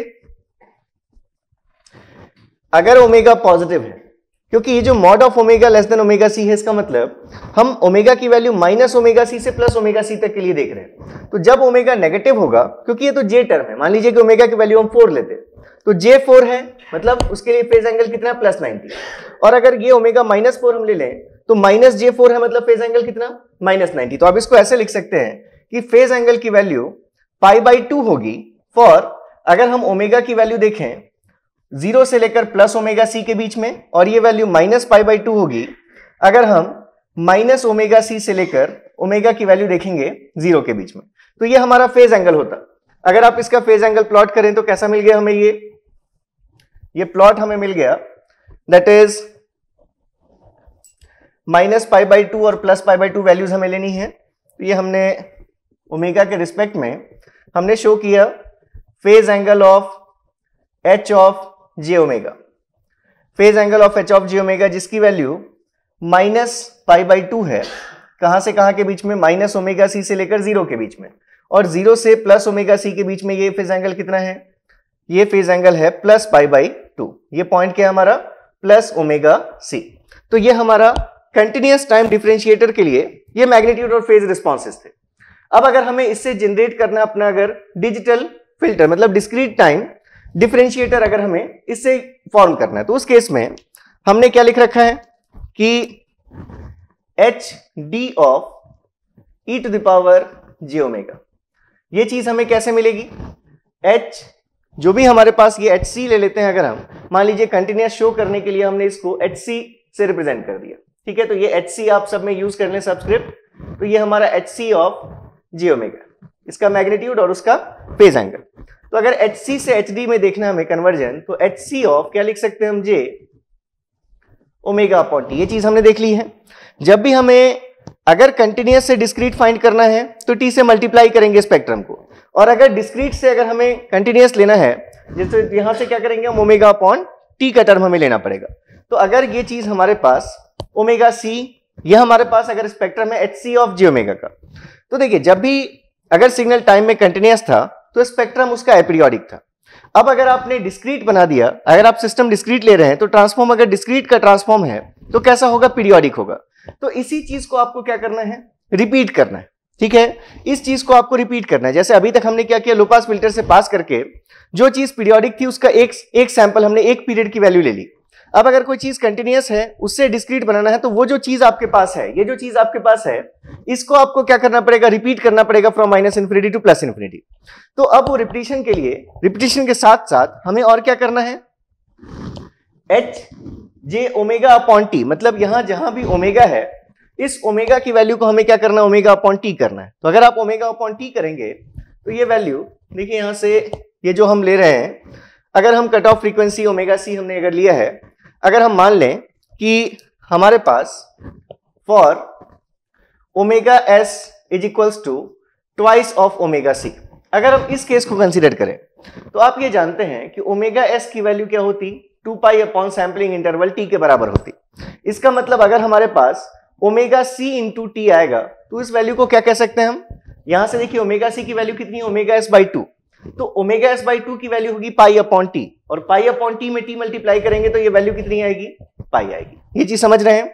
तो अब यहां से देखिए कि हमें क्या करना है? इस चीज को रिपीट करना है। ये जो स्पेक्ट्रम्स हैं इन स्पेक्ट्रम्स को रिपीट करना है, लेकिन उससे पहले हमें इन पर फ्रीक्वेंसी स्केलिंग करनी है। तो फ्रीक्वेंसी स्केलिंग कैसी करनी है? अगर हम ओमेगा अपॉन टी कर रहे हैं, मतलब स्केलिंग अगर हम कर रहे हैं 1 अपॉन टी से, तो सारे पॉइंट्स क्या होंगे? टी से मल्टीप्लाई हो जाएंगे। तो अगर सारे पॉइंट टी से मल्टीप्लाई हो जाएंगे, मतलब ये जो पॉइंट है हमारा, अगर हम इसका स्पेक्ट्रम अब यहां पर ड्रॉ करें तो देखिए पहले हम एक पीरियड के लिए बनाते हैं, फिर उसी को हम रिपीट कर देंगे। तो एक पीरियड के लिए अगर आप बनाएंगे तो जो चीज ओमेगा सी तक है उसमें हमने अगर इस एक्सिस को स्मॉल ओमेगा की जगह अगर हमने कैपिटल ओमेगा शो किया, तो उस केस में ये जो हमने यहां पर शो किया है, ये जो वैल्यू हमने लिखी थी पहले सिर्फ ओमेगा सी, अब हम इसको क्या लिखेंगे? ओमेगा सी इंटू टी लिखेंगे। और अगर ओमेगा सी इंटू टी लिखा तो ओमेगा सी इंटू टी की वैल्यू कितनी है? इसकी वैल्यू है पाई। ऐसे ही अगर आप इधर देखेंगे तो भी आपके पास जो वैल्यूज हैं, ये वैल्यू आपकी कहां से कहां तक है? ये वैल्यू फिर से आपको दिखेगा ये point minus omega C into T, that is what? Minus pi. अब यही चीज बार बार रिपीट होगी, तो ये चीज अब अगर रिपीट होगी तो आपको इस टाइप का ये स्पेक्ट्रम दिखेगा। ये इस टाइप का आपको स्पेक्ट्रम दिखा। अगर ये पाई है तो ये पॉइंट क्या आएगा? 2 पाई, फिर ये पॉइंट आएगा 3 पाई, ये पॉइंट आएगा 4 पाई एंड सो ऑन। इसको भी आपने रिपीट कर दिया तो ये चीज फिर से आपको इस फॉर्म में दिख रही है। तो अब देखिए यहां से ये पॉइंट पाई है, ये पॉइंट 2 पाई, माइनस ये पॉइंट माइनस 3 पाई, ये point minus 4 pi and so on. अब ये देखिए क्या ये डिस्क्रीट के स्पेक्ट्रम को सेटिस्फाई कर रहा है या नहीं? ये आपने क्या ड्रॉ किया? H D of E to the power J omega, ये आपने ड्रॉ किया, ठीक है। अब देखिए इसको अगर आप, तो इसकी पीरियोडिसिटी आपको दिख रही है 2 पाई से, मतलब ये अपने आप में 2 पाई से पीरियोडिक है। वही होना चाहिए, डीटीएफटी जब भी हम लेते हैं तो 2 पाई से पीरियोडिक आता है, तो ये 2 पाई से पीरियोडिक आ गया। तो ये चीज है हमारी कि अगर हमारे पास कंटिन्यूअस टाइम सिस्टम के लिए अगर हमारे पास है रिस्पॉन्स, तो उससे हम डिस्क्रीट टाइम सिस्टम के लिए फ्रीक्वेंसी रिस्पॉन्स फाइंड कर सकते हैं। कैसे? सिर्फ उसके एक पहले हम उसकी फ्रीक्वेंसी स्केलिंग करेंगे, सभी फ्रीक्वेंसी एक्सिस के पॉइंट को टी से डिवाइड करेंगे और फिर उसमें एक पीरियड बस उसका हम ले लेंगे। उसका इनवर्स ऑपरेशन यहां पर परफॉर्म कर रहे हैं हम। अगर हमारे पास कंटिन्यूअस टाइम सिग्नल के लिए, कंटिन्यूअस टाइम सिस्टम के लिए फ्रीक्वेंसी रिस्पॉन्स था, तो पहले हमने इस फ्रीक्वेंसी रिस्पॉन्स पर फ्रीक्वेंसी स्केलिंग की। अब इसमें स्केलिंग कैसे की? इसमें हर पॉइंट को, फ्रीक्वेंसी एक्सिस के पॉइंट को t से मल्टीप्लाई किया और वो जो एक पीरियड बना उस एक पीरियड को बार बार रिपीट कर दिया। तो ये आपका जो फ्रीक्वेंसी रिस्पॉन्स है, it is magnitude response of discrete time differentiator hd of e⁻j⍵ magnitude. अब अगर इसी hd ऑफ e⁻j⍵ का फेज एंगल प्लॉट करते तो भी क्या करते हम, ओमेगा के रिस्पेक्ट में अगर आप यहां से देखते phase angle of hd of e⁻j⍵, तो फेज एंगल प्लॉट भी, ये जो प्लॉट है हम इसी प्लॉट को क्या करने वाले हैं, रिपीट करने वाले। ये एक पीरियड है, इसको -∞ to ∞ रिपीट करेंगे, लेकिन उससे पहले ये जो पॉइंट्स है -ωc और +ωc, इनको हम मल्टीप्लाई करेंगे t से। तो अगर हम t से मल्टीप्लाई करेंगे तो -ωct से +ωct तक एक हमारा स्पेक्ट्रम आ रहा है। उस ωct की वैल्यू कितनी हमने लिख दी है, ωct की वैल्यू हमने ले ली है पाई। तो इसलिए यहां जो स्पेक्ट्रम आपको मिलेगा, ये फिर से आपको स्पेक्ट्रम ऐसा दिखेगा कि -π से 0 तक वैल्यू होगी -π/2 और फिर 0 से लेकर पाई तक हमारी वैल्यू होगी, अगर हम कहें ये पॉइंट पाई है तो यहां तक हमारी वैल्यू होगी +π/2। फिर से यही चीज रिपीट होती रहेगी। तो ये चीज हमने ऐसे ही रिपीटिंग बना दी, मतलब ये पॉइंट है पाई, ये पॉइंट है 2π, ये पॉइंट है -π, फिर ये पॉइंट हमें, ये चीज हमें रिपीटेड मिलेगी फ्रॉम -∞ to +∞। तो ये चीज समझ रहे हैं हम। तो देखिए अभी हमने अभी सिर्फ ये डिस्कस किया है कि कंटिन्यूअस टाइम सिग्नल को पहले डिस्क्रीट में कन्वर्ट करके हम एक डिस्क्रीट टाइम सिग्नल प्रोसेसर से पास कर सकते हैं और हम डिस्क्रीट टाइम सिग्नल प्रोसेसर का एडवांटेज ले सकते हैं। एडवांटेज किस सेंस में ले सकते हैं, पहली चीज तो जो हमारा डिस्क्रीट टाइम सिग्नल प्रोसेसर होगा वो इंप्लीमेंट हो जाएगा सिंपली किससे, एक माइक्रो प्रोसेसर से या एक कंप्यूटर से, और उसमें हम डिफरेंट ऑपरेशंस जो भी हमें कंटिन्यूअस टाइम सिग्नल पर परफॉर्म करने थे उनको हम बहुत इजीली यूजिंग सम प्रोग्रामिंग हम उन ऑपरेशंस को परफॉर्म कर पाएंगे। तो पहले हमें जो भी ऑपरेशंस परफॉर्म करने हैं वो हमने कंटिन्यूअस को डिस्क्रीट में कन्वर्ट करके डिस्क्रीट डोमेन में परफॉर्म कर लिया, फिर फाइनली हमने उस सिग्नल को कंटिन्यूअस में कन्वर्ट कर लिया। तो कंटिन्यूअस में कैसे कन्वर्ट करते हैं और डिस्क्रीट में कैसे कन्वर्ट करते हैं, एक ही चीज हमेशा याद रखना है आपको। अगर कंटिन्यूअस स्पेक्ट्रम है उसको डिस्क्रीट में कन्वर्ट करना है तो सभी फ्रीक्वेंसी पॉइंट्स को t से मल्टीप्लाई कीजिए और उसको रिपीट कर दीजिए।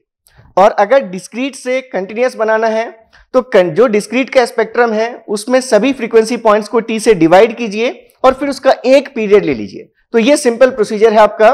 रिकंस्ट्रक्शन में जब हम आएंगे तो अभी हमने बात की कि जो हमारा जो yd ऑफ n हमने जब लिखा था ऐसा कि yd ऑफ n हम लेंगे सिग्नल, इस ydn को पहले हम पास करेंगे एक कन्वर्टर से जो हमारा कन्वर्जन करेगा किसके थ्रू, कन्वर्जन फ्रॉम, हमने लिखा था ये डिस्क्रीट टाइम सीक्वेंस से हमें कंटिन्यूअस टाइम इंपल्स ट्रेन में कन्वर्ट करके देगा, इंपल्स ट्रेन। और फिर हमने लिखा था कि यहां से हमें ये जो टर्म मिलेगा इसको हम कहेंगे yp ऑफ t, और फाइनली जब हम इसको एक लो पास फिल्टर से पास कर देंगे तो यहां पर हमें अपना कंटिन्यूअस टाइम सिग्नल मिल जाएगा yc ऑफ t।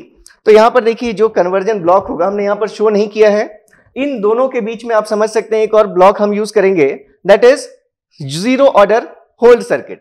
तो जीरो ऑर्डर होल्ड सर्किट के लिए हम देखेंगे कि कैसे जीरो ऑर्डर होल्ड सर्किट और उसके एक और उसके साथ कैस्केड करके सिस्टम को हम इस लो पास फिल्टर को डिजाइन करते हैं। लेकिन जो बेसिक आपकी जो प्रोसीजर है वो प्रोसीजर हमने देख लिया कि पहला आपने क्या किया, फिर से आप एक बार रिकॉल कर लीजिए। सबसे पहले आपने कंटिन्यूअस टाइम सिग्नल लिया xc ऑफ t, उसको इंपल्स ट्रेन से मल्टीप्लाई करके जनरेट किया xp ऑफ t, उसका ट्रांसफॉर्म xp ऑफ j⍵। फिर उसको आपने टाइम में नॉर्मलाइज कर लिया कि वो जो xp ऑफ t था वो t, 2t, 3t इन इंस्टेंट्स पर वैल्यूज दे रहा था। आपने उसको n के रिस्पेक्ट में 1, 2, 3 पर आपने उनकी वैल्यूज ले ली और जितना एम्पलीट्यूड जो एरिया था इंपल्सेस का उतने एम्पलीट्यूड का डिस्क्रीट टाइम सिग्नल बना लिया। तो आपको मिल गया xd ऑफ n। दोनों के ट्रांसफॉर्म्स को कंपेयर कर लिया आपने, तो वहां से आपको पता चल गया कि अगर कंटिन्यूअस का ट्रांसफॉर्म पता हो तो डिस्क्रीट का फाइंड कर सकते हैं, डिस्क्रीट का पता हो तो कंटिन्यूअस का फाइंड कर सकते हैं। उसको हमने डिजिटल सिग्नल प्रोसेसर से पास किया, जो भी हमारा सिस्टम रहा होगा, xdn से मिल गया ydn। ydn पर अभी जो प्रोसेस हमने यूज किया था कन्वर्जन का, उसका इनवर्स प्रोसीजर हमने यूज किया और ydn से हमने क्या फाइंड कर लिया, finally yc of t find कर लिया। तो ये लो पास फिल्टरिंग ऑपरेशन, ये सभी आप इससे फेमिलियर हैं। तो अभी आप इस टॉपिक को समझ सकते हैं, इतनी चीजें।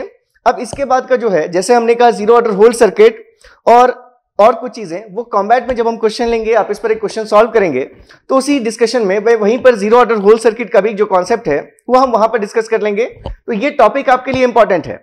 ऐसा नहीं कि इसमें से बहुत टफ क्वेश्चंस आ जाएंगे, लेकिन ये जो कन्वर्जन है, अगर आपके पास स्पेक्ट्रम दे दिया हो डिस्क्रीट टाइम सिग्नल्स के लिए, तो उसको कैसे यूज करके आप अपने कंटिन्यूअस का स्पेक्ट्रम ड्रॉ करेंगे, ये सभी सीखनी चीजें आपके लिए इंपॉर्टेंट हैं। और जो सैम्पलिंग का जो बेसिक है, मतलब जो दोनों फ्रीक्वेंसीज के बीच का जो रिलेशन है, जैसे आपने यहां से लिखा, अभी आपने दो डेफिनेशंस लिखे हैं। एक आपने ये लिखा, कंटिन्यूअस के लिए एक्सी ऑफ जे ओमेगा देखना हो तो X D of E to the power J, आपने कैपिटल ओमेगा को स्मॉल ओमेगा इंटू टी से लिखा। और दूसरा रिलेशन आपने यहां लिखा है कि अगर हमारे पास कंटिन्यूअस का हो और उससे डिस्क्रीट का फाइंड करना है, तो जो कंटिन्यूअस में ओमेगा है उसको हमें कैपिटल ओमेगा अपॉन टी से रिप्लेस करना। तो ये दो आपके इंपॉर्टेंट आपके रिजल्ट्स हैं। इन दोनों इंपॉर्टेंट रिजल्ट्स को याद रखिए। और अगर आपने इस वीडियो के नोट्स बना लिए हैं, तो अगर आप उस नोट्स को आप देखेंगे, जो चीजें हमने लिखी हैं, तो मुझे लगता है बहुत हद तक आपकी चीजें क्लियर हो जाएंगी।